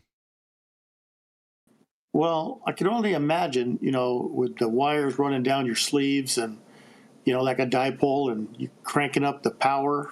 Would you start to glow or your hair would curl? It was a tiny QRP radio. Barely tickle my long hairs. It'd be fine. It's not gonna be a big deal. Okay, that makes more sense. All right, everybody, I'm gonna head out of here. Catch me up on Steam. I might be on Arc Raiders after this because the family's still not home. So, somebody's missing the full quiet HRCC stream. Nobody watched them. Nobody watched any of them. So it's like, what? I'll just enjoy it myself. Nobody was watching it. It was a sad thing. I felt like I was trying to push it too hard, and I was like, well, I'll just enjoy this very special radio Nintendo-based game on my own. It's like, man, come on, guys. Clippy apparently didn't miss it, or misses it, so maybe you should start it up for Clippy. I watched all the full quiet streams, would again. Oh my gosh. That made me a sad ham. Oh no. The problem with full quiet, I don't like games that give you like the Castlevania effect of you got to go to this one square in this one space that you would never go and then like punch up and then you get like a key out of it. And that's what that started to feel like. And that pissed me off. That pisses me off real bad. Because I'm a proper like Nintendo kid from back in the day, and I'm not trying to call like Nintendo Power on a live stream to like solve my problem with a game. So I got real mad at full quiet. I got real mad at Full Quiet, I'll be honest with you. Because there's too many areas of it where it's like I have to be fully educated. Like I almost have to cheat to like win the game, and that pissed me off. That pissed me off real bad. Because it did not guide me toward the answer. It just said like, oh, full Nintendo hard. You gotta know how to win. It's like, just nah. Oh, we got a super chat. Dwight says toes and tubs. Okay, all right. I hear you. Yeah, Mike's toes, your tubs. There you go. You got a winner. Maybe we'll find out if the hot tub is on. Maybe that might be the move. Maybe every night, you know what? I might propose this to Mike. Okay, hear me out. Every night we end Hamcation. We go live in the hot tub and we talk about what we liked at the show. Maybe that's what we do. Live from the hot tub. How's that sound? We'll get a bunch of beers, and we'll see if we can drag more YouTubers into the hot tub, and we'll go live from the hot tub. I'll find a hot tub, because there's got to be a hot tub in Orlando. That'd be crazy if you can't have that. That'd be crazy. Jody has the comment. Just don't acknowledge it, but Jody has the comment right there. That's who's hosting it. I didn't even see the comment. The unicorn can host the show. I don't know what does that mean? You're talking about Kyle? Yeah, the unicorn. Okay. Doesn't everybody stay in the RV park in Orlando? No. Well, Jason does and Frank does, but Mike always stays with me in the Rosen. And a number of YouTubers stay at the Rosen as well. Okay. But okay. No, the elite level unicorn video is not hidden. It's on the Patreon. You can have it. It's right there. Well, it's hidden from YouTube side is what it is. Yeah. Every once in a while I break that thing out and then I make it public and then I dial it back so that people can enjoy it, and that whole thing. Yeah. That was a time. that was a time. All right, it is 10 o'clock. We are my time. 10 o'clock my time. We are going to wrap up here. I'm probably going to arc Raiders a little bit after I go to the restroom. So I will talk to you soon, literally next week for the new year. Next week will be a patron picks episode, and I hope you join us. So thank you, everybody on the Discord. Take it easy, all right? 73, Josh. See you next year. Thank you, Josh. Take care. See ya. Thank you, Josh. See you next year. Take it easy. All right, everybody on the YouTube side, thank you so much. Man, I had a great year. I continue to have a great year. Thanks to you guys. It really is a lot of fun. I can't imagine. It's kind of weird. Like you always hope you get like people that watch you, but then people start watching and you're like, holy crap, this is kind of weird. But the more you do it, you're just like, yeah, it's kind of cool. And it's a nice time. I have a lot of fun. And I appreciate you all watching me. I really do. It takes a little bit to get to the point that you're comfortable with it. And I keep trying to work with it, but at the same time, I'm just talking to a computer screen most of the time. So the fact you watch, I really do appreciate it. And I don't think I say that enough. I really do appreciate it. So I will say, for the people that stuck around this long, you're my favorites. And I will talk to you again real soon. 73.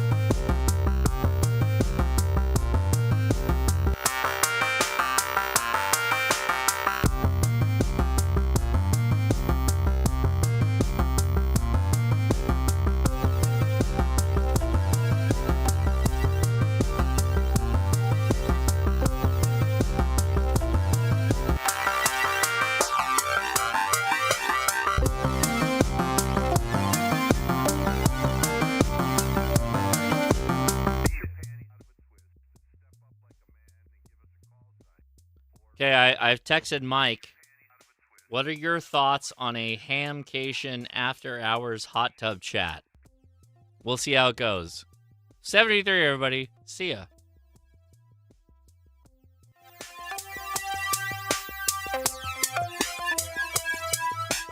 Let's play a game, then give us a call sign, or beat it. Let's play a game, then give us a call sign, or beat it. Let's play a game, then give us a call sign, or beat it. Let's play a game. Get your panties out of a twist, then give us a call sign.